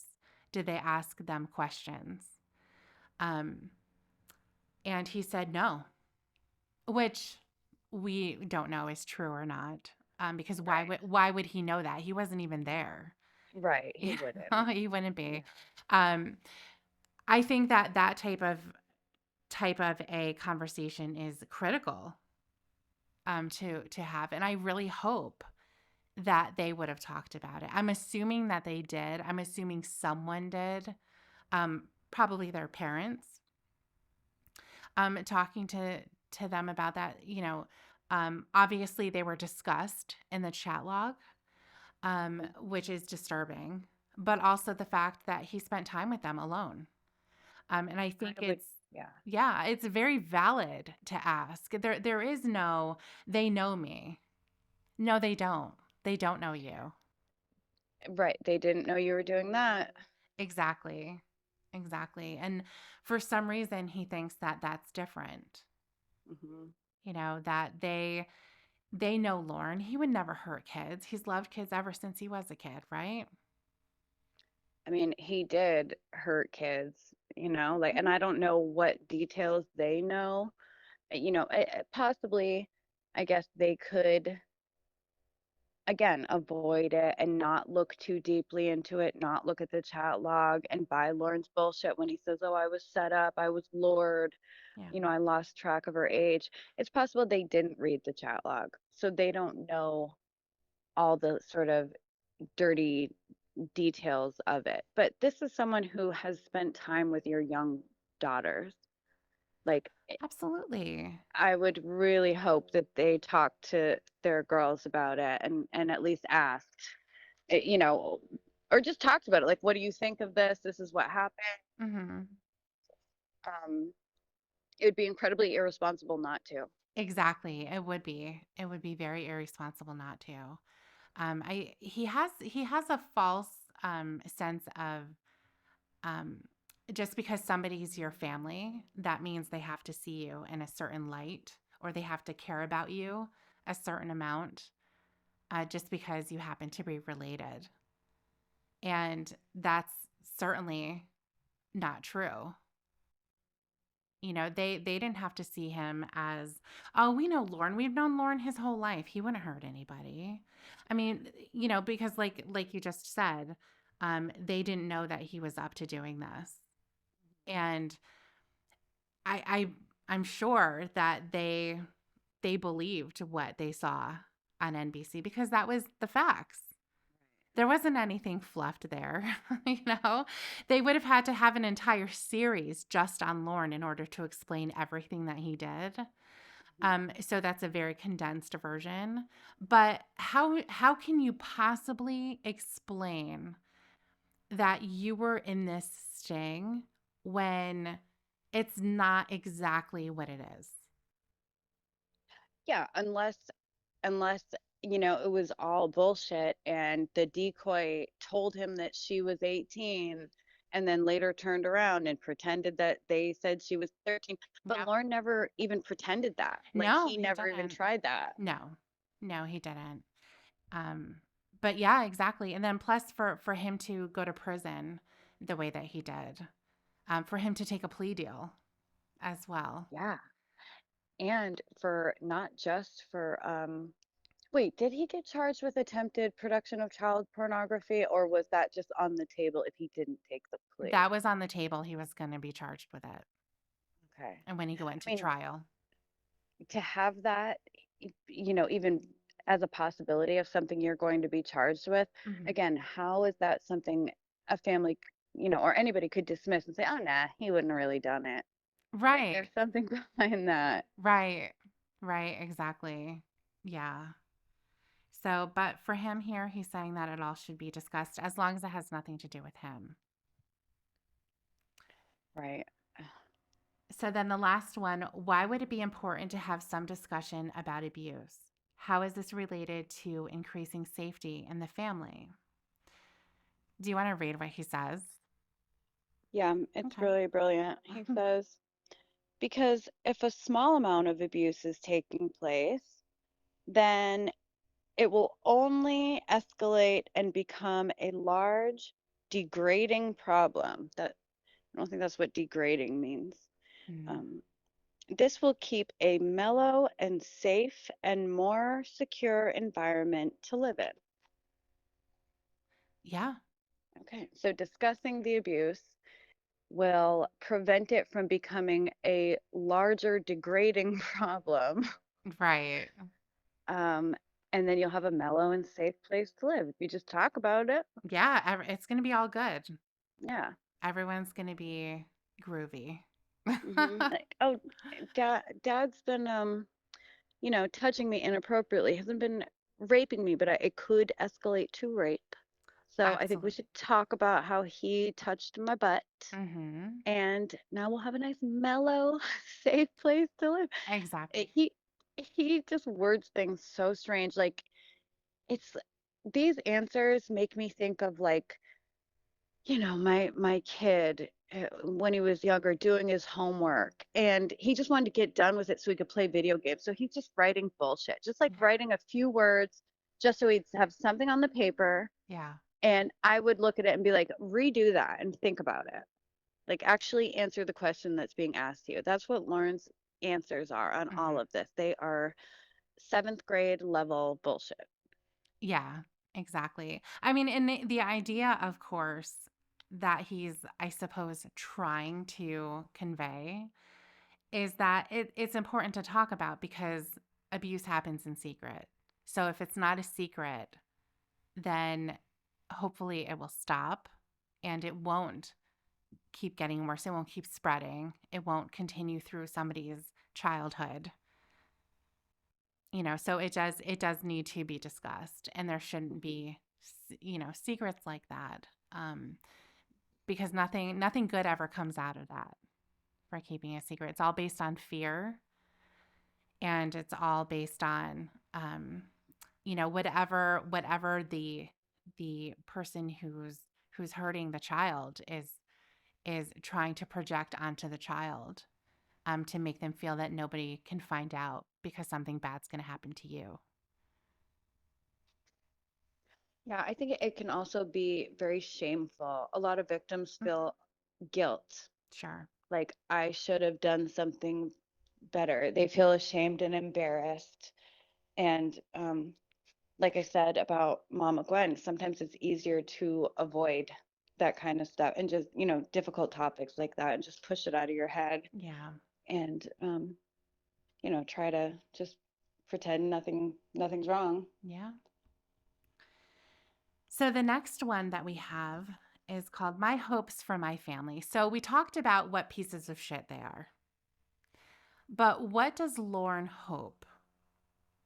So it says, please answer the following questions. Number one, if you could change three things about your family, what would they be? And it says that they be more sharing and loving and less selfish.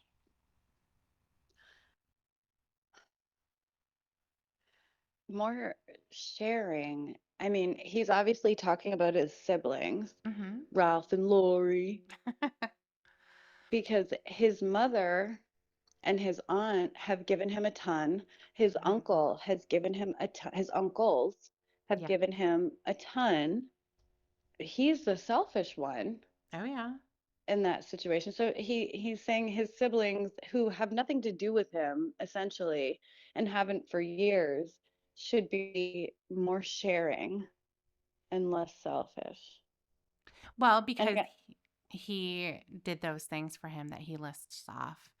He gave them money for oil. He took his crew up to his sister's house and fixed the skirting on the trailer. He did all those things. So that's his sharing. What did they do for him?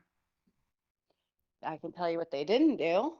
They did not make him the food that he suggested that they could give him if they wanted to If they wanted to. Yes. for Christmas. Right. If you want to give me a Christmas present. Well, they Like didn't want to give you obviously, one, Lauren. yeah, they didn't want to. Right. And loving and less selfish. He thinks that his family is so selfish, and he thinks that about a lot of people. Hmm. He really does. Anything that um he feels that they're taking away from him, I guess, when essentially he's the most selfish, I would say. Well, we don't know his family, right? Um, No, but so he's we can't pretty say damn exactly. selfish. He's very, very selfish. He is, yeah. I mean that the fact that he would have his brother living in a shed in a metal container. That's not a home. That's not a home. And not to say that he has to accept Roy's alcoholism either in the state that it was in at the time. He absolutely, has every right to say no and to have that boundary. Um, Mhm. that's really important, especially in dealing with somebody like that. As difficult as it would be for a family member, it's important to have that boundary for yourself. So I get it. I understand. Yeah, I think a good example of his selfishness is how he was most upset about Roy's alcoholism because it meant that Roy couldn't do free labor for him. Yes, that's exactly what I was thinking of as well. You know, the fact that he's fall down drunk, he's passed out, but it's only because Lauren gets, I don't know, what, a half hour with Roy when Hmm. he's not completely shit-faced so he can actually get things done. That is all that he cares about. You're right. Yeah. And it's not Roy's job to do anything. What does Roy get out of helping Lorne fix up that trailer? He can't even live in the trailer, like you Yeah. said. Mhm. He's condemned to that little metal shed. Mhm. He has no like ownership to that trailer at all. Yeah. Lorne's not going to pay him. Lorne doesn't give him anything except he bitches at him when he doesn't do all that work for free. Like big crazy jobs that would cost a ton of money to have a professional who actually knows Mhm. what they're doing do. Right. He's like, oh, me and Roy will do it. Me and Roy will build a new chimney. Me Yeah, and the Roy will build chimney. a, Yeah. yeah, a carport or whatever. Mhm. We all saw how that turned out. On the ground. Yeah. Or like building a stone wall Mhm. inside the trailer, like in the living room. He's just trying to like cement rocks onto the wall. Oh my gosh. Like gravity isn't a thing. Well, he didn't think of that. He can't think of everything. God. Well, he's a carpenter and a professional, so he should know how to do this stuff. And again, he gave up midway through, so there's just a big pile of rocks in his living room. Sure. But it's because Roy won't get his fucking act straightened Yeah. out. Yeah.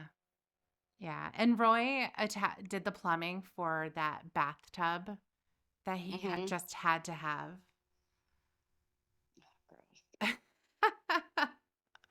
Well, and how he hooked Roy and Sue up Yeah. because he thought that Sue would cure Roy's alcoholism Mhm. because that's how it works without thinking like he said Sue was his friend. She's Mhm. a real nice lady. So you're gonna set her up with your alcoholic failure of a brother? Right. Like that is not setting somebody up for disaster. Right. It is. Yeah, I mean, but he talks Roy up when he's sober. He's the Roy, hardest working guy. yes, he's nice, he's all of this stuff, like hard worker, like just what you said. But the Mhm. thing is that there's another side to him that is extremely difficult, extremely toxic, for a woman to be involved with. Um and really volatile, Yeah, that's the thing. unpredictable. Yeah. Yeah, I'm sure Roy's a great guy when he's sober. I'm sure he's a fucking angel, but he's not sober, like ever. Right. He's a mess. Right. And we all heard that voicemail he left Lauren where he said he was gonna kill Casey. Mhm.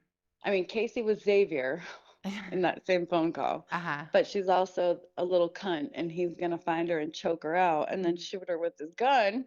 Right. I mean, I don't know if Roy's violent. Maybe not. Maybe he was just drunk and being crazy, but I don't think I would hook up a friend up with somebody like that. No. No, Also, certainly again, like I said, Lauren, he was trying to use that to his benefit. not. Mhm. Sue will make Roy, sober up, so then I won't have to deal with Roy's drunken shit. Right. Yeah. That's pretty selfish. It sure is. It sure is. So speaking of Roy, who would you most like to see your relationship with change? What change would you wish to see? My brother Roy. I wish he weren't so jealous of me. Yeah, you're right. You've got to wonder what was going on at this time because we've never heard Lauren say that Roy is jealous of him in any No. calls, Yeah, right? I So don't recall that.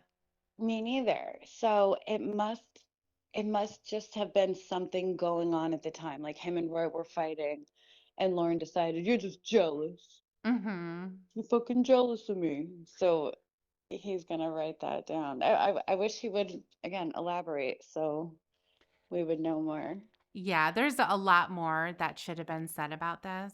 And he's talking just about what Roy needs to change. Hmm. It's as if Lorne hasn't done anything. He's just living his life. He's just being himself, and Roy is jealous of him for no good reason. Or maybe it is a good reason, because that's kind It of a is a good flex as reason. well. It's kind of like saying, like, he's just jealous of me. He's jealous of me, and it's because he is a loser and he sucks, and I'm so successful and, Mhm. handsome and stuff. And Yeah. he's jealous. I don't, yeah, there's nothing Lauren needs to change. It's No. just what Roy needs to work on. Yeah. So let's see what else he has to say here. Now, the next one.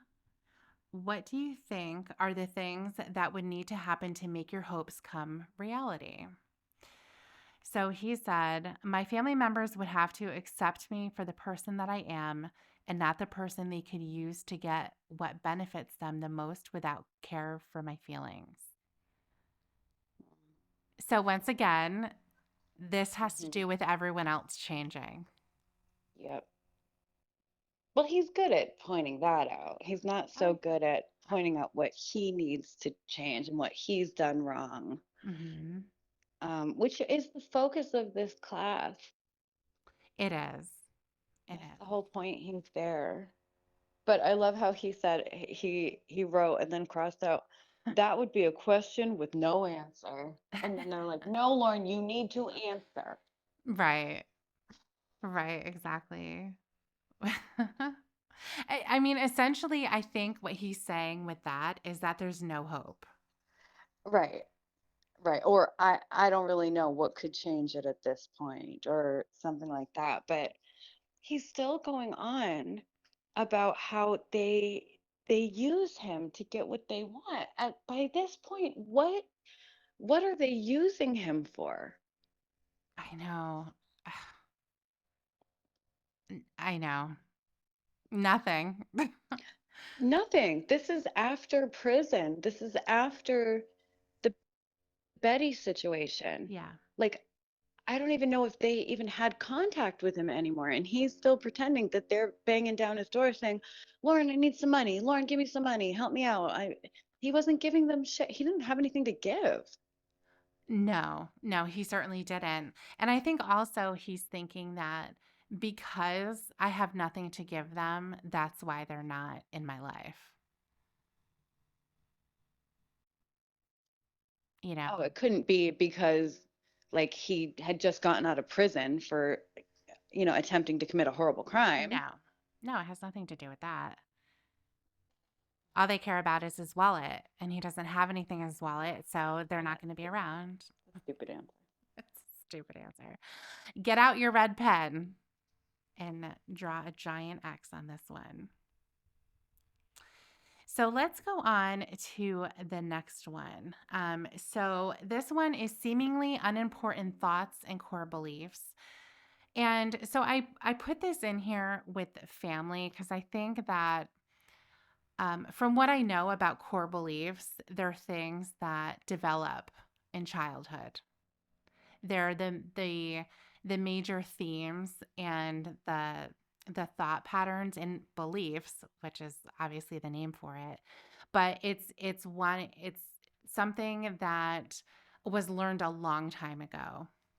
And so it's things like I'm not good enough. Nobody cares about me. I'm not smart enough. It's basically like I'm not enough.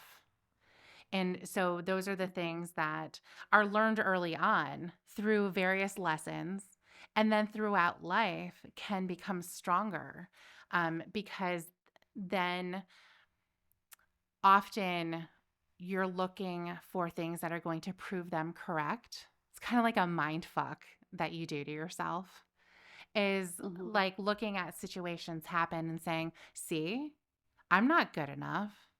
I'm not smart enough. Like, look, here's another piece of evidence that's going to make that belief stronger. So I threw this one in here, since a lot of that stuff can start off in childhood. All right. So the instructions here say, through treatment, I've learned that there are certain thoughts and beliefs that drive my deviant cycle more than others.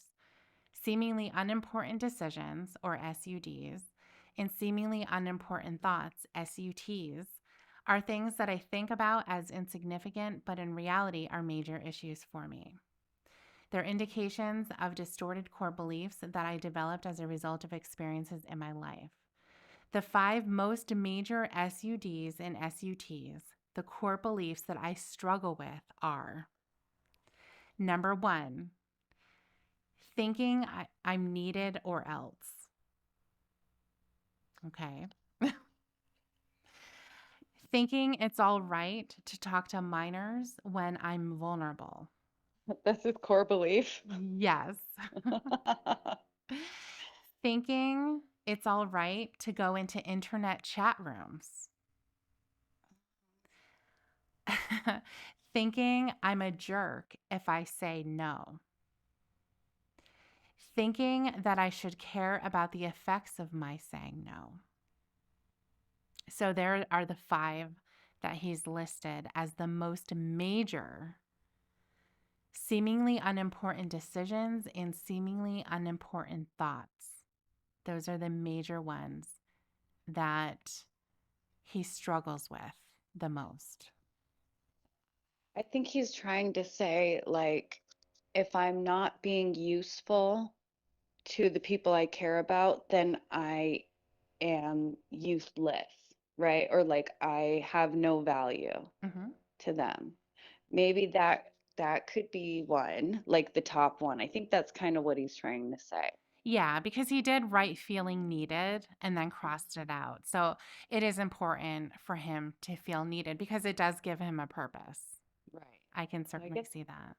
I get that one, but Do you thinking have a it's all problem? right Do you to have a talk to problem with number minors. two? Yeah, that's just that's that's what he's learned. Oh, I mean, what the fuck? Thinking it's all right to talk to minors when I'm vulnerable. He had to throw in that when I'm vulnerable, though. I only do it when I'm vulnerable. I wouldn't do it Yes. otherwise. Only because I'm a victim Yeah. and it's not my fault. I Yeah. was vulnerable. That is an interesting point that he always seems to make, a distinction. You know, I only did this because I was vulnerable at the time. I wasn't in my right head. Well, yeah, because otherwise it would be that he actually wanted to. He Yeah. sought out a girl of that age because that's what he's attracted to, just like Mm-hmm. all the other pedos in his class. Mm-hmm. Yeah. I do think that's an interesting point of view, though, about him talking to minors and thinking that that's okay to do that in the in the Mhm. in the way that he did. You know, he thought that it was okay to talk the way that he did. His problem, he believes, is that he went to go meet her. I mean, but yeah, no, I guess you're right because when he was trying to like be deceptive, he just didn't want it, he didn't want to talk about meeting on there. He wasn't careful about like all the dirty talk. It was just we can't plan to meet Mm-hmm. on Yahoo because Mm-hmm. they'll catch us. Right. So yeah, you're right. He really thought that, it's okay, like he wasn't committing any crime or anything by talking to her like that. And the problem with that also is that, you know, these are supposed to be, the seemingly unimportant things, or, you know, the things that he's learned that, really caused a big problem for him, you know, that he Mhm. struggles with.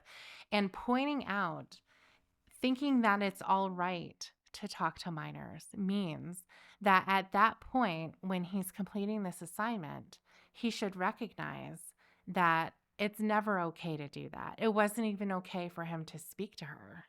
Right. And so, what's interesting about that is that if you fast forward to today, he still thinks that it's okay. Oh, he does. And I mean, he has convinced himself that legally it's okay too, because his lawyer told him, you can talk to a minor all you want. It's just when you try to act on it, that's when the crime is committed. Hmm. And that's just not true. There are laws against like sending graphic material to minors. Sure. So I don't know where he got that idea if he just made it up in his head or probably. I'm going to go Uh, with that. I mean, most adults would know that it's not all right. It's harmful to the kid to talk to them that way. It's immoral. It's disgusting. Yeah. Nobody would ever think it's all right. Well, Lauren really struggles with that. Lauren really struggles. So, the other thing that I thought was an interesting one, thinking it's all right to go into internet chat rooms. So here he is thinking that the internet is this evil entity. Hmm. That's it. Yeah. It is all right to go into internet chat rooms. Of They course. exist to chat with people. It is perfectly all right. It's not all right for him to go into internet chat rooms because he targets kids. Yeah. That's what he's not seeing. But you're right. He's acting like it's all the internet's fault. Mhm. The internet is some, I never would be in this class if it weren't for the fucking internet. And that's just not true. I mean, he would have, who knows? He could have targeted a girl in real life. The internet made it easier for him. Oh, But definitely. yeah, that's not to say that he wouldn't have done it, anyway, in person, given the opportunity or at some point. But again, he's blaming the internet. And he said that before in other assignments, like, I need to stay away from the internet, not because I can't be trusted to Mhm. be on the internet, because Mhm. I have um, perverse ideas about kids, but because the internet is bad. Yes. The internet is bad. That is his negative view of it, and you can see that even until today, because think about when he's talking to his girlfriends and she's talking to someone or someone's visiting with their friends. One of the major insults that he has against them is they're from the internet. Well, and yeah, Jamie could only be going on the internet. Jamie, for example, could only be going on the internet because she's trying to, find a boyfriend or find someone to have sex with or to have Hmm. sexual discussions with. Right. It can't be used for anything else, like playing video games or watching forensic files, like Yeah. Ramona was doing. The internet is purely Yahoo chat rooms, like in 2007, and everyone's just trying to hook up with everyone else. Yes. Yes. What a strange view. It's so Yeah. funny. Well, because he's stuck there. He doesn't, I think I've mentioned this before, but like my mom is an older lady and she thinks that Facebook is the entire internet. Right. So she'll be like, "Did you see on the internet that your uncle had a stroke?" And I'm like, "Where on the internet Right. is this?" Like the internet's pretty vast. And she's like, "On the Facebook." That's kind of how I view Lauren. Like he's like an old lady. Yes. And Yeah. He certainly internet, doesn't understand. yeah, internet equals Yahoo chat room. Right. Right. And it's bad.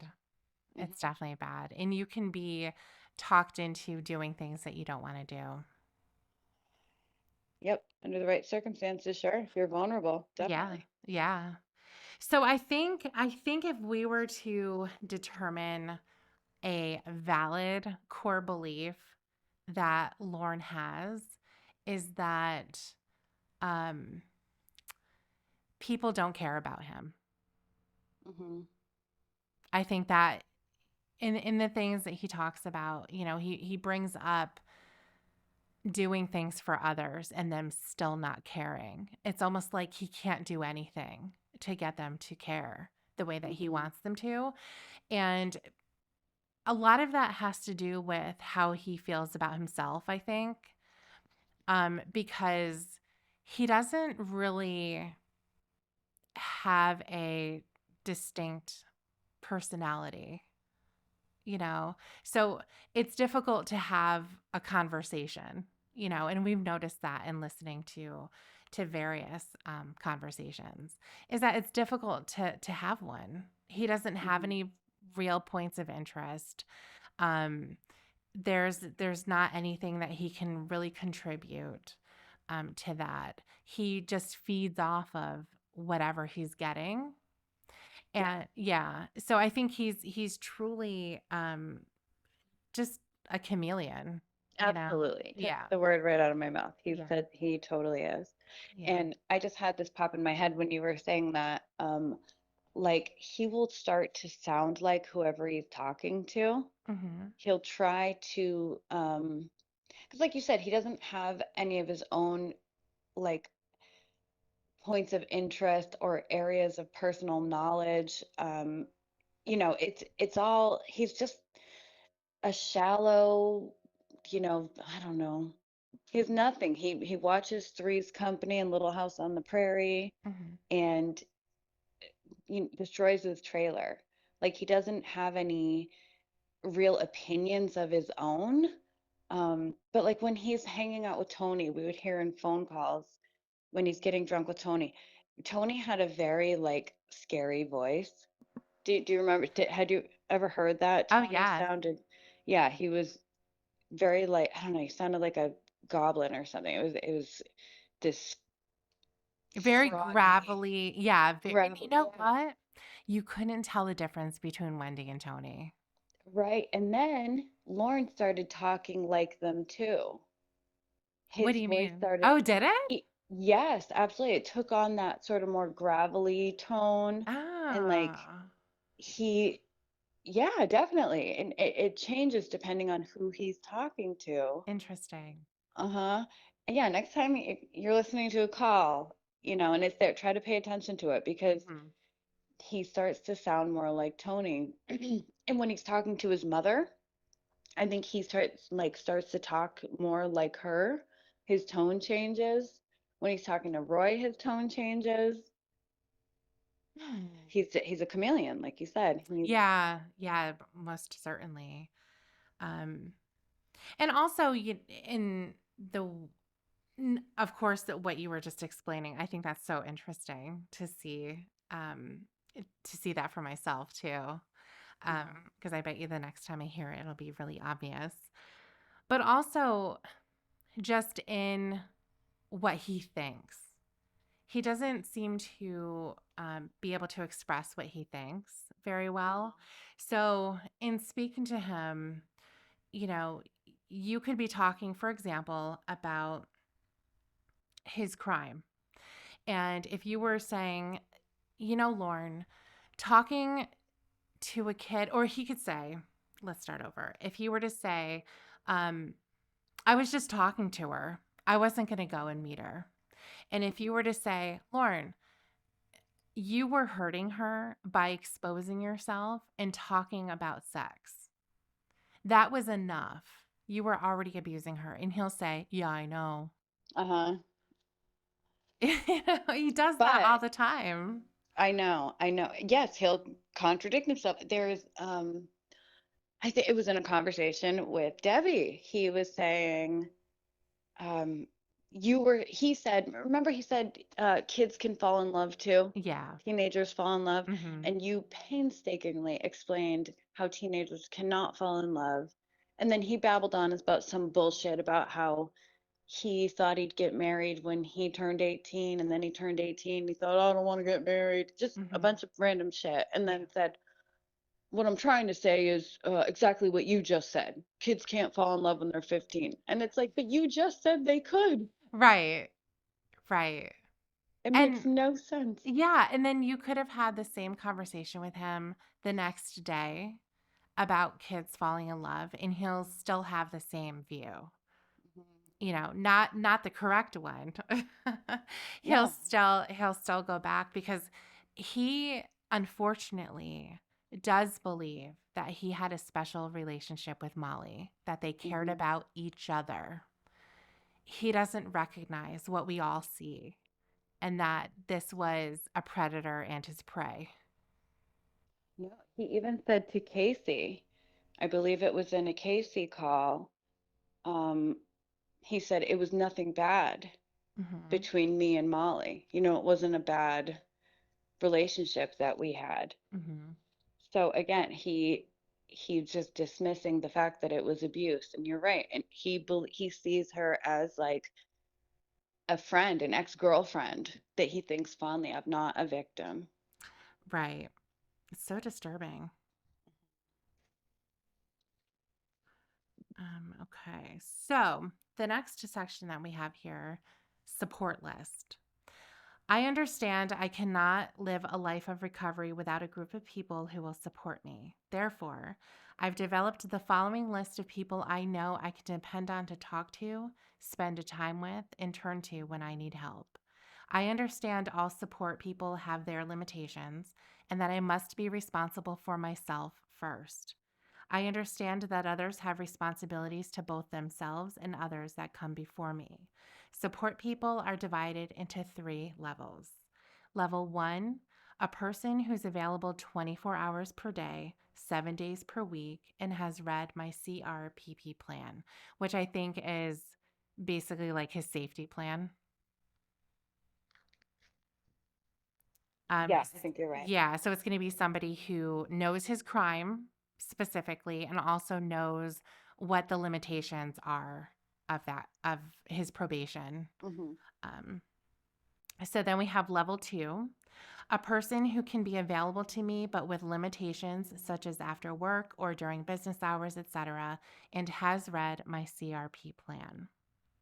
Level 3, a person or persons who can be available but may not know all the details of my crime. So let's see who he places in each level. And we have coming up at number 1, level 1, Tony Farmer. That is so funny to me. Yeah. Like, is he just bullshitting because he doesn't? I mean, his class doesn't know that Tony's not actually somebody who gives a shit, that he Hmm. can call in the middle of the night and say, I'm struggling with this or that. So maybe he's just like, I'm just gonna write down Tony because he's my best fucking friend. You know how he's always trying to like make these relationships he has more meaningful than they are. Yes. Like, act like people are so much closer to him than they really are. Like with Alton. Oh, He's like, yeah. Alton's been my good friend since we were 3 years old. And Alton's like, we're acquaintances who drink together occasionally. Lauren, Yeah. don't get it fucking twisted. Right. Um, but Lauren goes on and on about how they're such good friends. So the fact that he named Tony, he talks about what a piece of shit Tony is all the time and how Tony's one who used him and continues to use him. So Hmm. Tony is number one on the list above his own mother. Yes. And I mean, I know Lauren doesn't have any friends, but you'd think he would name people. I mean, you think his mother would be number one. She's the only Right. person who's going to be available at any time he needs to talk to her. Tony Hmm. certainly isn't. No, no, certainly not. So that is interesting that he put Tony up front first. I think perhaps he did that because there may only be so much that he can tell his mother, which again is another reason why it's interesting that she's at level 1 because that means that she would have to know everything. Uh-huh. And we talked about that before. She probably doesn't. I guess though, like who else is he gonna name? Right. Except for, you think the smart or the obvious answer would be, um, well, they couldn't be level one. I was gonna say somebody like Allie or, some other treatment provider, some other professional, but they're obviously not available 24 hours per day. Yeah. And I think it probably was excluding those people. Okay. It would have to be people just in his life. So he literally had to list everybody in his life. I mean, there's a Oh, lot of people who don't have anyone in their life that true. is a support system, like anyone from their family or friends, and they can only rely on professionals for that kind of thing. Oh, sure. Yeah. And if that were to be the case, then sure. But for Lorne's assignment, he did list people. And I just saw a very strange name, and we're going to get to it though. Okay. That's why I said, oh, that came out of I my wonder if mouth. it's the same one I'm looking Yeah, probably. Okay, so we have the second person at level 1 available 24 hours, 7 days a week, and has read everything, knows exactly what's going on is Linda. And then number 3, Wendy. Wendy. Wendy is available to him 24 hours a day, and she knows every detail. She is a level 1 support for Lauren. Right. And that isn't a key word here. This is supposed to be someone who support. Wendy hates Lauren. Hates him. Yeah. He they're not even friends, like friendly. I mean, it's just that's what I'm saying. He must have just listed people like, my treatment provider doesn't know any better. I'm just gonna list these Mhm. people. Right. Like, I don't think he even believes that Tony and Wendy would be there for him. And I highly doubt that Tony or Wendy have read his safety plan or whatever. That's a great question. I wish we could know that. I mean, I think that Tony knows more because he would have been communicating with Lorne in order for him to go up or go down and get his truck and Bud, Hmm. you know. Um so he certainly did talk to Tony because Tony really is the only one outside of family that Lorne has contact with. Yeah, but Wendy's not reading that shit. No, of course not. Of course not. Wendy, I mean, she would know because of Tony. They probably laugh about it. Yeah, or like talk shit about They him. Like talk she's shit like, about why do it. you have that fucking pedo come over to my house, Tony? Yes. And he's Yes. like, shut up, woman. He brings me beer. Exactly. And Wendy might like that he brings her whippy pies and Pepsi. Yeah, I know. She's probably like, well, at least we don't have to pay for the beer, and I get a couple whoopie pies. Yeah, and then they just stay home. Right. But I'm Yeah. not reading the pedo's safety plan. I'm not Right. dealing with that shit. And Wendy was a mother too. Yes. Remember, she had a daughter. Yes. Like, I know. no way is I she gonna know. be a support for Lauren. I know. So now we have number 4, level 2. So this is someone who can be available, but there's limitations such as they have to go to work, so they're available after work, like that type of a thing. And he wrote down Nikki. Oh, I did not. So when you said you're looking at a name, I thought it was Wendy. So I'm like, no, Wendy's not.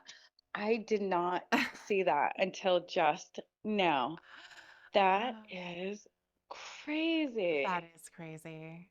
I Uh, love how he crossed it out. He's like, oh, never mind. yeah, He exactly. actually took, put a restraining order against me. Right. Yes, this Never must have mind. happened around that time when that complaint went in. So she's next. She is no longer support. She's no She's longer also a mother. Remember, she had two young kids, or I think dead. two, Yeah. who had been taken out of her care. Mm-hmm. Yeah, because she was in active addiction.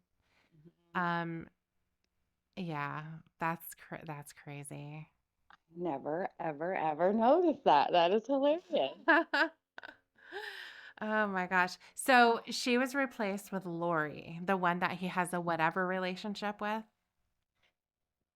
Yeah, she's on. I know. Oh my God. I wonder what the like length of time between completing those two pages was, where he said they have a whatever relationship, and then on this page says that, she's level 2. Like she's a support for him. He just, has to respect the fact that she has to work and stuff like that. Yeah. So she can't be there 24 hours a day. Hmm. And you know what's funny too is that you can see that the writing with the ink is different from all the Uh-huh. others, except for Lori's name.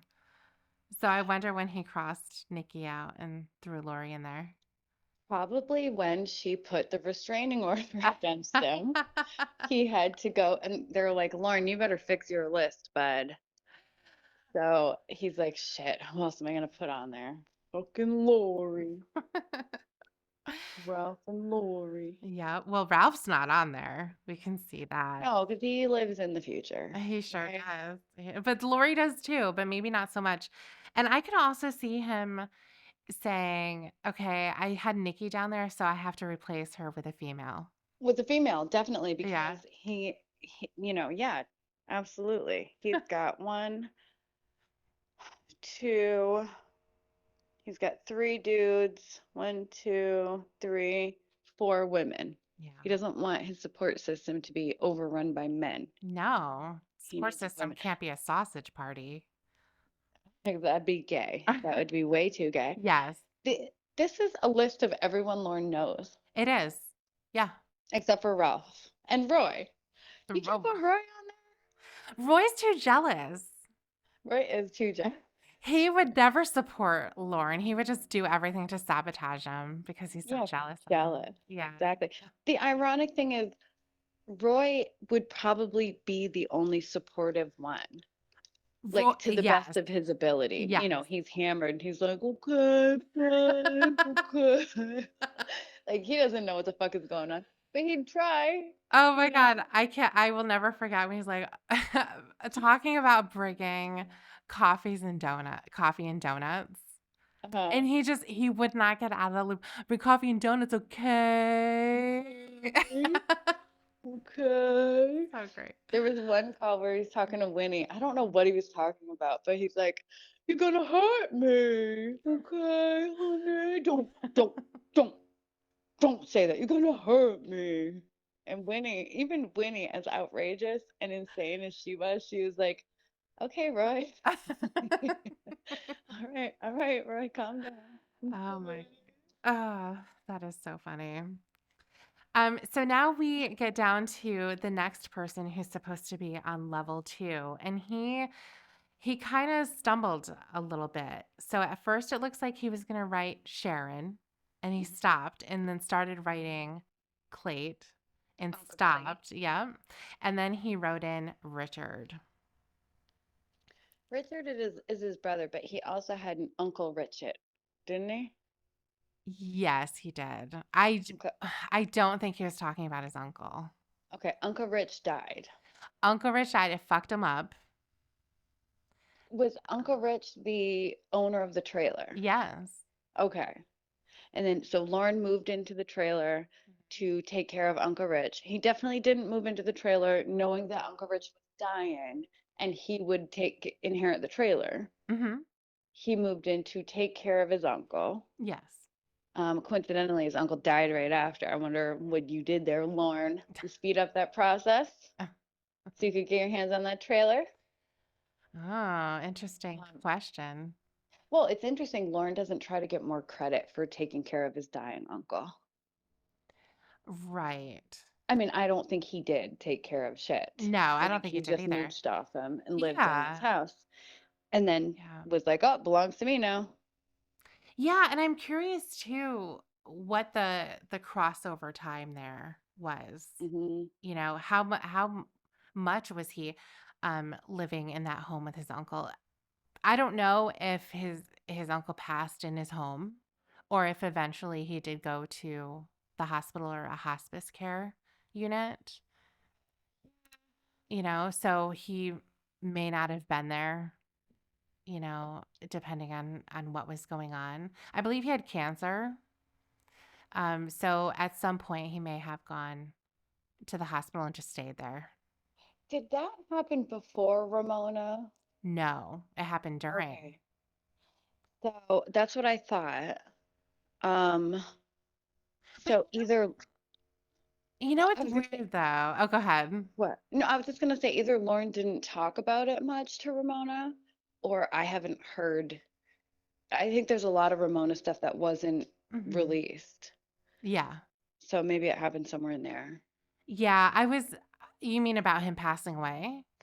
Yeah, just about his uncle in general, about living with his uncle, where his uncle was, him passing away, all that stuff. I Right. don't know much about that. Yeah, I don't either. I'm not sure how much time they spent under the same roof, Hmm. you know? Um, I had a thought and I'm trying to Okay. remember what it was. Oh, sorry. No, oh, here's what it was. Um, if he was living in another trailer that his uncle owned where he stole the mailbox from, Right. I don't remember him ever talking about moving either. No, me either. It's like, yeah, it's confusing. Like, you're right. I remember he lived in a different trailer because of the mailbox, Mhm. and he talked about the cocksucking mailbox. Yes. But yeah, there was not a lot. I mean, Lauren likes to talk about everything that goes on in his life and tell all these stories. So you'd think we would know more about that, Mhm. especially with Ramona when he was talking to her for many hours a day, which leads me to believe that he did talk about it to her. They were just in boring phone calls that weren't released. Sure, they were just regular conversations. Yeah. And Yeah. there was no drunk crying or screaming Yeah. or, anything like that. So it wasn't worth it for them to release. Right, right. Or maybe never even recorded. I don't know. Don't know. Don't know either. So I think here he is talking about his brother, even if his uncle was still alive. I don't think he had a close relationship with his uncle. So Yeah, you're probably right. now the next two that he put down for level 3, and these are people who can be available, but they may not know everything. So he put down his uncle Clayt and he put down his aunt Sharon. Yeah, that's everyone Lauren knows. It's everyone that, yeah, exactly. He just put them in order, like not necessarily in any correct order or accurate order, because who knows what level of support any of these people would actually give him, and Hmm. what exactly does he need support for is also the other question. Well, in his mind, nothing. Yeah, exactly. Um, but I remember him having to stop drinking because it was one of the many times that he had been caught. And I remember him having a conversation with Maria and talking about all the reasons why drinking in excess the way that he has been is bad for him, not only just for the reason of his probation, but just personally, you know, and what can help him to not do those things. And we're going to get more into that with his other assignments too, because he does talk about ways to intervene on himself when he thinks that he's going down a bad road or whatever. And none of them involve getting support. So we'll see that. Um, but it is interesting that he just kind of makes a list here of everybody. It's like he had to complete the assignment. Maybe you would only have one level 1 person and maybe two level 2 and maybe one level 3, but Yeah. he filled out the whole thing because it's there. Yeah, it's like lying on a job application with the references. Yes. It's just like, I'll put my neighbor in there and Hmm. hope that they don't call Yeah, they them. don't call. Exactly. Yeah. Yeah. So, yeah. So there's that assignment. So we're going to move on to the last one that we're going to look at for tonight. And we have identifying motivators, disinhibitors, and core beliefs. So here's more talking about his psyche. What are some of the things that motivate him, also having to do with his core beliefs and stuff like that. So let's see if Lauren does a little bit better here. Okay. Okay, I doubt it. All right. So now the instructions for this: discuss these terms with your therapist. Use the work you did on your autobiography to complete this assignment. Um, I don't recall seeing an autobiography. Yeah, I was just gonna say, where is that? I'd love to see it, to see what he has to say in his autobiography. It would really be the story of a hero. Hmm. You know, this poor person who has a heart of gold, who is so pure and just wants to love his family, thinks the world of them. And he's taken advantage of, and so he gets taken advantage of by his family. He gets taken advantage of by women in his life and also on the internet. So everyone's coming after him for what he has and what he has to offer. But all Lorne wants to do is love. So, uh, Yeah, I'd like to. I mean, we have heard his retelling of what happened um, in Nashville, what happened leading up to the sting, mhm. in like little bits and pieces. But it would be interesting to see it written out like in long form, what he would say about it. I bet it would just be vague, like, oh, I started going in chat rooms because I felt like no one cared about me, and a girl came on. I didn't even realize her age. I lost all sight of it, and I was Lord. Yeah, yeah, it sounds pretty much like that, I think. But also described in a way that's very odd. Hmm. So he's going to say things that don't quite make sense. He has a point that maybe we can try to decipher, but it's not going to make sense just by reading it. You have to be a true Lornographer to understand Lauren's writing. It's like it's like reading hieroglyphics.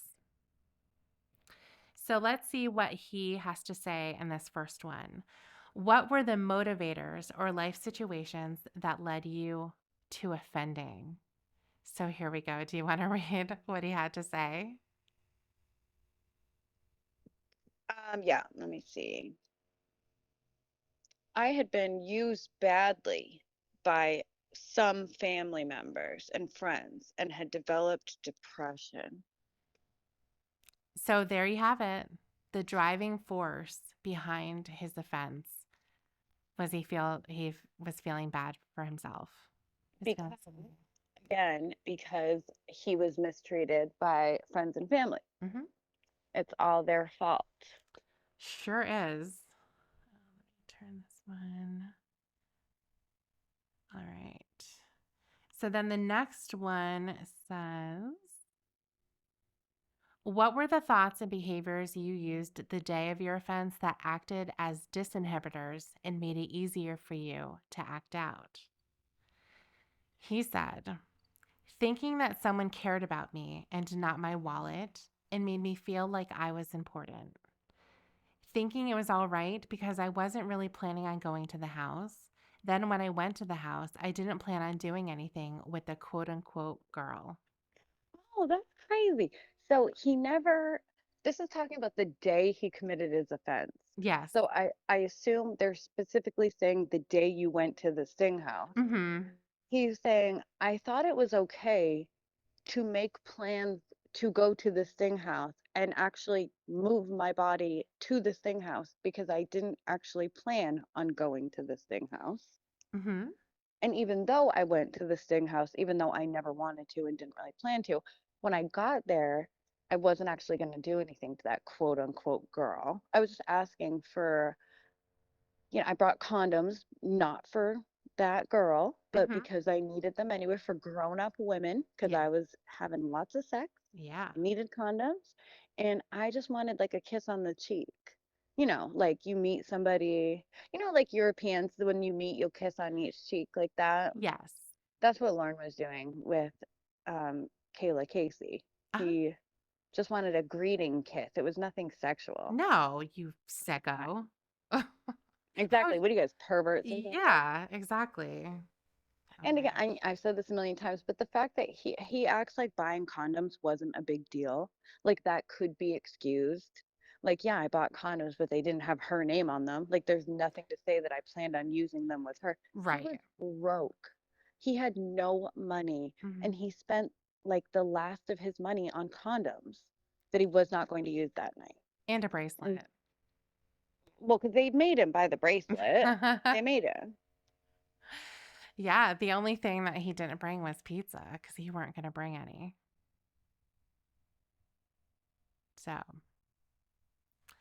the last thing that we have here, list as many motivators and disinhibitors as possible that led to your offending or could lead to future offenses. The number one thing he has listed here is doing things for people that involve money. And then he has doing too many favors for people, telling anyone underage my problems, talking to anyone underage on the internet. What an interesting list. The wait, these are disinhibitors that made it easier to act out. So I would think a great example of a disinhibitor that made it easier to act out would be alcohol. And we know he wasn't drinking on that day, Mm-hmm. but instead he's just making excuses. Yeah. Yeah, he's making excuses. So he's not distinguishing between motivator and disinhibitor here. Hmm. So he's just saying, of course, the number one thing that he has said many times is doing things for people that involve money. That's a problem. He had a problem with that. And so therefore, that motivated him to go after this person who wasn't doing that. Those are his words.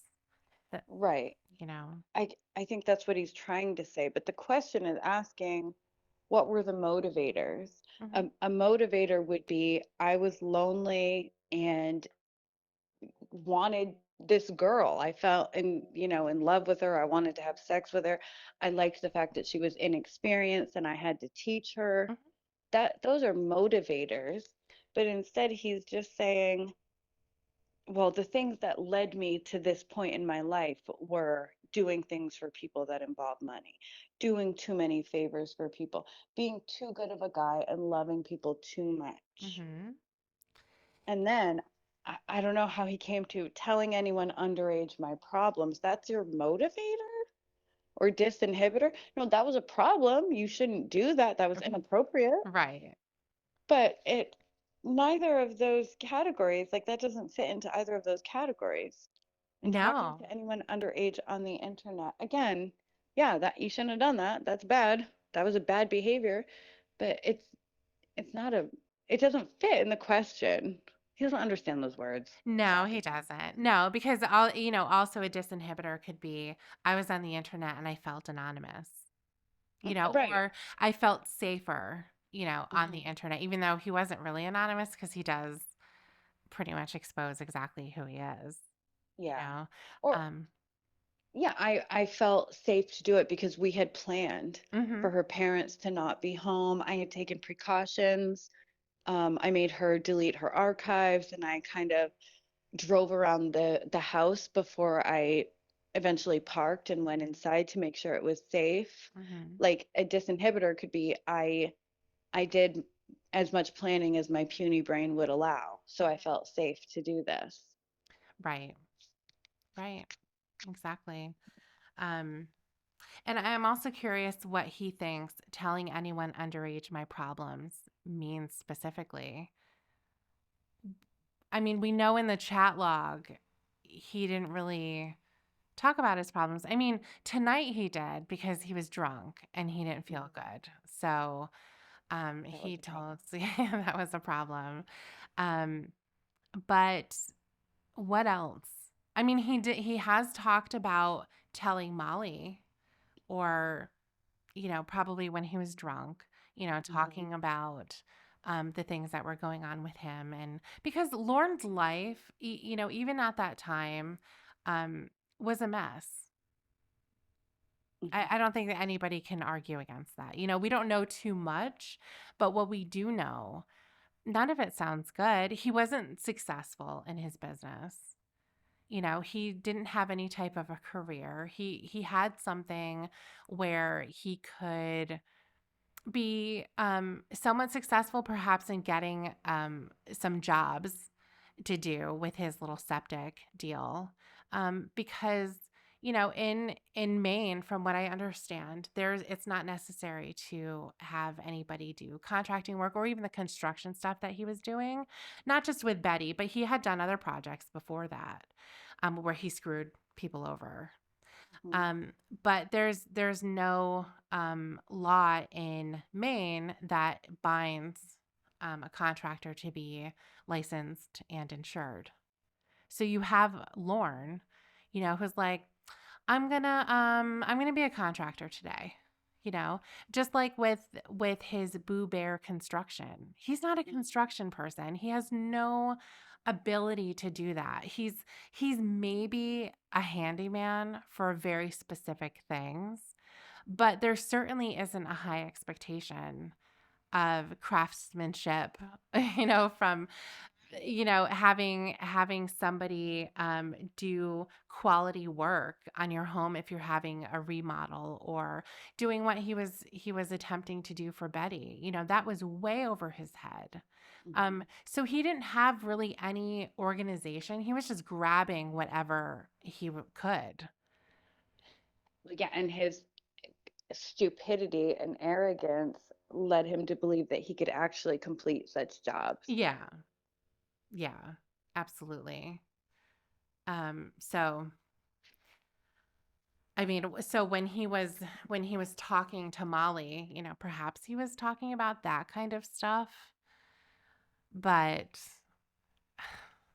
aside from that, I mean, the way that he talks about his time on the internet in chat rooms, um, he liked to sing. He liked to go in those country music rooms with him singing. But what's interesting is that, he's talked about Amanda James, obviously. He's talked about Vanessa. Mhm. But aside from that, he hasn't talked about any other women, right? Not from the From the internet, internet? really. Yeah. Not that I can remember. Yeah. There was one conversation he had with Ramona where she confronted him about talking to the other decoys, and Yes. he insisted that he's never talked to anyone underage except for the Kayla decoy, Mhm. and he knows that for a fact. The only other one he ever talked to was a girl who was 19 years old, and she showed the entire world her body on webcam. Remember him saying that? I And we've don't. Okay. he was drunk and screaming, and she was like I said, confronting him about the other decoys. That was before the Molly stuff had come out. Mhm. Um, so she didn't bring that up, unfortunately, because that hopefully would have shut him up, because he was insisting, like I said, that he never talked to anyone underage Of ever. course. Of course. And then he randomly brought up this 19-year-old girl and said, well, she showed her whole body, the whole world, her body on webcam. Mhm. And that was never explained further. Um, but no, I don't think he talked to any other women. He obsessed over those women. Yeah. And then also with Kayla, I don't think he was talking to anybody else. His response time and everything was pretty quick. No, I don't think so either. Again, I think he obsessed over Kayla. Mhm. When Lauren wants a woman, he puts all his effort and energy into that woman. The only way he's going to leave them for another woman is if another one like falls in his lap. Mhm. You know, he's not going to let go of what he's got. Yeah, I mean, he did go after those two other decoys the same day that he said that he was basically in love with her. And he did, and when they didn't immediately like give him anything back, Hmm. that's when he went back to Kayla and told her he was in love with her. Oh, okay. So it was after that. Yes. So he's like, okay, well, that's okay that I struck out with those ones. Yeah. I've got this one on the hook here, and I'm gonna really reel her in. Oh my God. Jeez. Oh, Lauren, what a guy. That guy. So let's see what this last one says. What were the negative assumptions or core beliefs you developed throughout your life? So this one should be interesting. Hmm. He said, I wasn't as special as my older siblings because what I had to say didn't matter. Like nobody was listening when I spoke, but let's see, but making others feel better was all that mattered, even if it meant sacrificing my own happiness. Oh, he's so good. He's such a good guy. But I think that that is one of his core beliefs. I think that it's if he's not doing something for someone, then nobody cares. I think it goes Yeah. back to growing up in a loud, cramped, household with a lot of people, where it was probably more like every man for himself, Hmm. you know. Um, I have a family member who has a number of brothers and sisters as well. And when they're in the room, when they're all together in a room, they're so loud because they're all talking and Uh-huh. they're trying to like be heard. And I think that's something that was like from when they were kids. It was like if you don't speak up, no one's going to hear you. And so I think that that had something to do with with with Lorne as well, being so much younger than everyone else. Hmm. I think he was just kind of forgotten about in a way. Left out. Yeah, he was left out. And so I think because nobody cared about him, just for himself, he had to extend himself. It seemed like they only paid attention to him when they needed something and he was able to have something to offer. But of course, that type of attention is always going to be fleeting. It's not going to Hmm. last. They're not going to kiss your ass for the rest of your life because you gave them $500 one time for Christmas presents. No. Right. And right, it's because he has nothing to offer otherwise. I think Mhm. he was always like a needy and annoying person in the Mhm. family. Yeah. And they're like, fuck off, Lauren. Where his other siblings were able to like have their own friends and have their own like relationships and Mhm. families and like um not be so dependent on each other. Lauren just wanted his siblings to be his best friends. He didn't have anybody else really. Mhm. And I think that's probably due to his personality. He was weird and annoying. Mhm. And yeah, they probably didn't want anything to do with him. And then when he got older, he, like you said, wanted to, impress them and like, oh, they pay attention to me if I can give them money. Mhm. Or I can So give I'm them a good. job. Right, something that I can give them. Mhm. And I bet that's true. They probably didn't want anything to do with him unless they were getting something out of him. And Mhm. that could be because they're selfish, like Lauren said, or it could just be that Lauren is like not a person that you want to be around. Yeah, Maybe sure. That can be it too. And I think the other thing is that they don't really know him. Like they don't because have he's so that much bond. younger. Yeah, I think Hmm. I think that, people can bond over different things. And, when talking to Lorne about his childhood when he was in middle school and he quit the basketball team. I think he noticed a difference in the friends that he had around because he wasn't playing basketball anymore. And of course, he makes it this story about how he was so good. He was the best one on the team. And people were mad at him, angry that he wasn't playing anymore because he was so good and they had lost him. Yeah. So they didn't want anything to do. Where the real reason is because they're a group of kids and you're not doing the same thing that they are anymore. And the thing Right. is, yeah, so the bond that they had was basketball. And when that bond is gone, there's nothing else because he doesn't have any other bond with them. Hmm. Where people I think develop relationships and friendships for them to mean something. There has to be some kind of a bond there. And that could be um a lot of times vulnerability. And it's talking about problems. It's not trauma dumping. I'm not talking about that where you have that friend who's just constantly, a ball of drama, every Hmm. 5 minutes. Um, but having that vulnerability and not just like he had said in his earlier assignment, acting like everything's okay.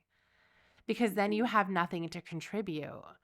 They're not getting to know you as a person, or they weren't getting to know him. So when that bond was gone, he sees that as, well, all of them left me, versus him continuing to have some type of a relationship with them. It Mhm. certainly could be that, his personality or the way that he acted was off-putting to people. It could be that. You know, if you think back in school, you can think of people who were a little awkward, and it didn't make them bad people. They Right. just, you didn't have any type of connection with them. You didn't feel the desire to want to be their friend, maybe. But and that could have been something that was going on with him. But also, I think what's more important is that he doesn't have any bond even with his family members. That's why he probably feels like he just has something to offer to them. And so that creates that bond. But of course, it's very weak because it goes Mhm. away. And then he then doesn't have anything else.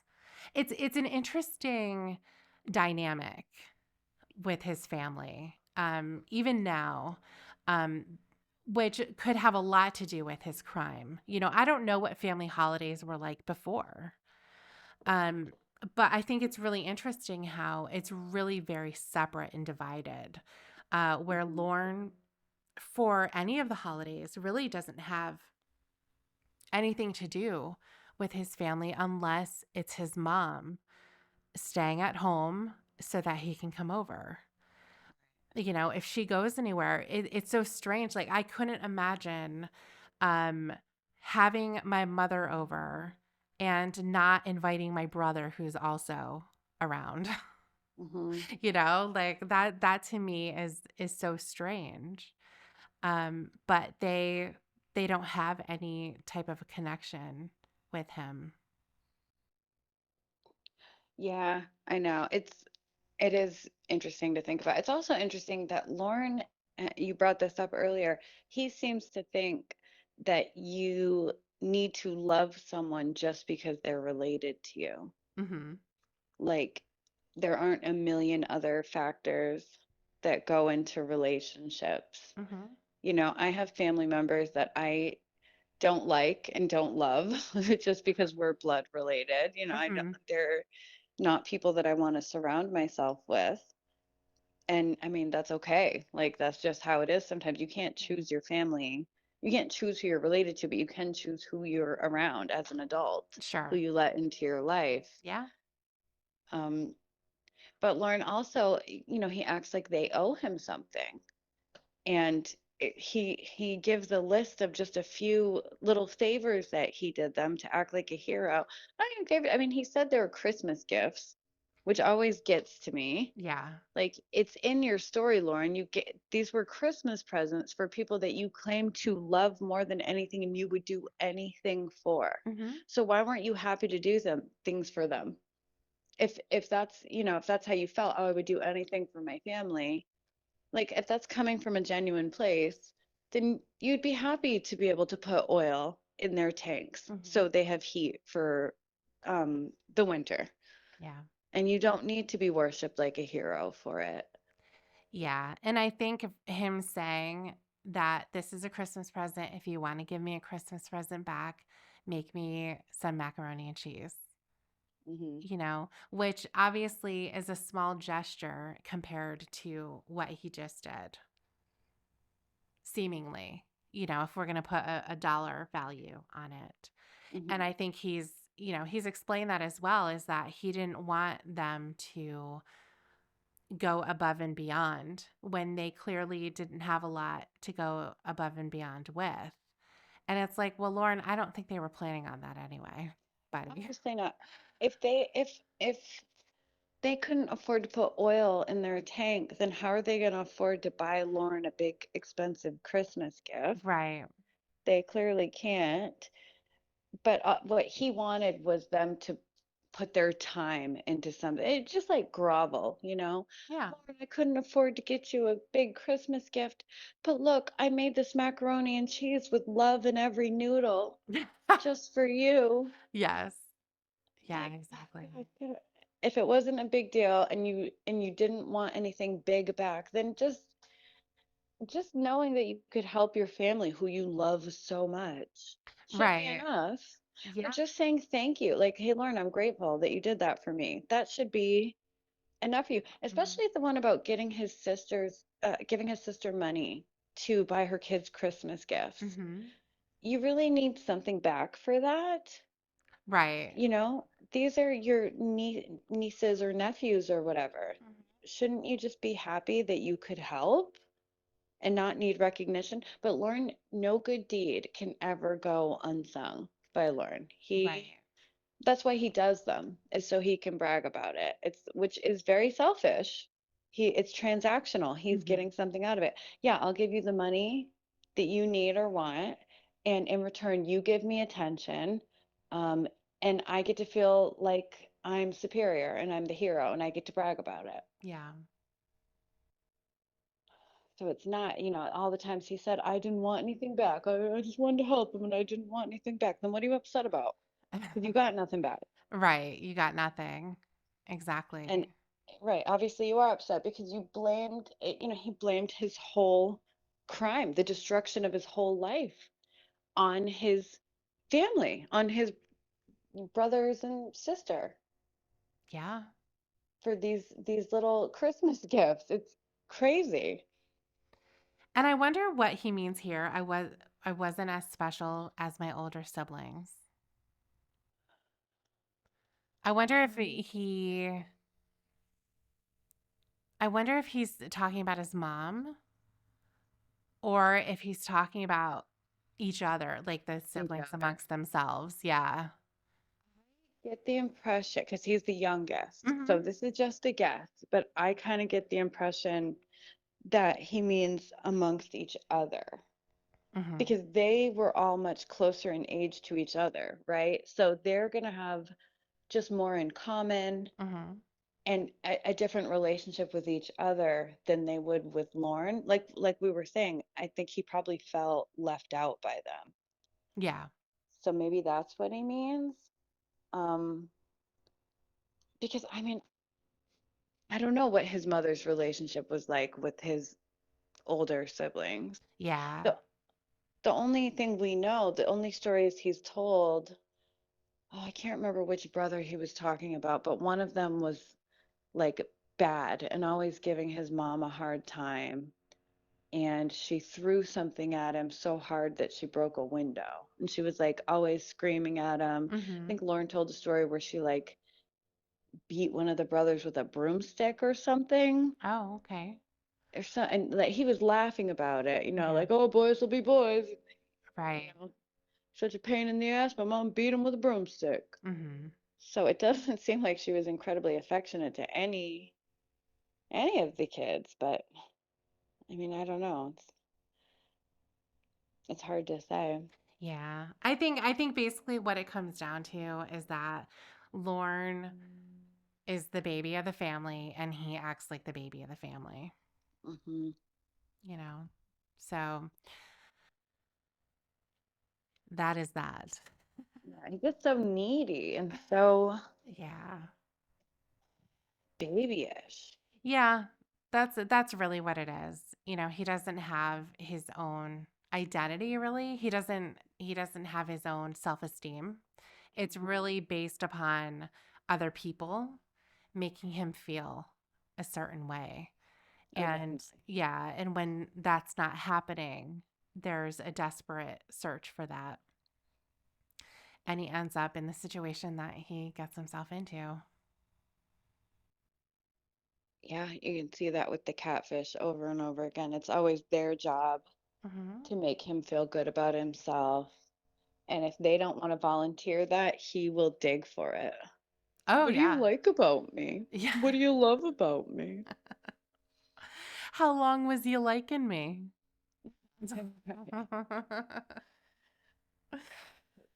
Fucking pathetic. I know. I know. So we talked about his family and where everything went wrong. And yeah, so next time we're going to pull out some more assignments and we're going to learn some more about this man who was just trying to be a good guy. He was just too good of a guy. He's That's what too I've good. learned from everything I know. is none of this would have happened if he just didn't care about people so much. Yeah. He just wants to be loved. The man who loved too hard. The Lauren Armstrong story. Yes, exactly. I wish we had that autobiography. I do too. I do too. Although we do have his prison journal. But that's just like a gossip. It's just like where he just like talks shit about the other inmates. I feel Hmm. like, well, the parts that I remember, Yeah. he's like, "Oh, my fucking my pod mates or whatever are acting gay. They're touching each other's asses. That's not very intelligent." Oh, yeah. I love it when he says something's not very intelligent when it's not a matter of intelligence. Yes, Yeah. right. You know. Like a bunch of dudes all literally locked up in a cage and they're bored. Right. So they're like fucking around and joking around. It's Yeah. not very intelligent. Yeah. I know. Mr. Maturity over there is just sitting there with his little tiny pencil because they're not allowed to have actual writing utensils. They have the little tiny Mm-hmm. golf ones. Mm-hmm. And his paper, and he's writing there to his mom while these To his mom, others, yeah. yeah, while these others are just being immature, Acting stupid like idiots. children. Yeah, Exactly. He doesn't have time for that shit. He was in the library learning law. he was doing that, and he was also writing a poem to the prison guard. Man, oh my God, I'm trying to think of how much money I would pay for that to read that poem to the prison guard. I'm gonna say I would pay, mm, I would probably give like 200 bucks in my own money. What? Okay. Yeah. All I right. mean, I might regret it later, like, oh, I could have used that money for something else. But Right. out of desperation, I think I would do that. I want to read that so bad. I do too. I do too. It's got to be great. How did we find out about that? Did he tell one of the catfish or was that in one of his letters to his mom? I can't remember specifically. I don't know that it was in a letter. He hasn't really told that story a lot. It was like a one-time thing. Do you remember who he told it to? Was it Winnie? Or it must have been Winnie, right? It definitely could have been Winnie. Um, but yeah, so he wrote that poem and then he got sent to solitary confinement. No, I know. That's what's so great about it. I know. He wrote this. He thought that he had some type of a relationship with her, obviously. And she marched it right over to her supervisor, and boom, Lauren gets locked up. Once I again, mean, he just wants to love. right. Exactly. He was just trying to be nice to her. What's wrong with writing a poem to a female prison guard when you're an inmate? It was Nothing. nice. It's Yeah. just like him writing a poem to the who he thought was, the loan lady Yes. helping him get his loan. Obviously, it was a scammer, but Yeah.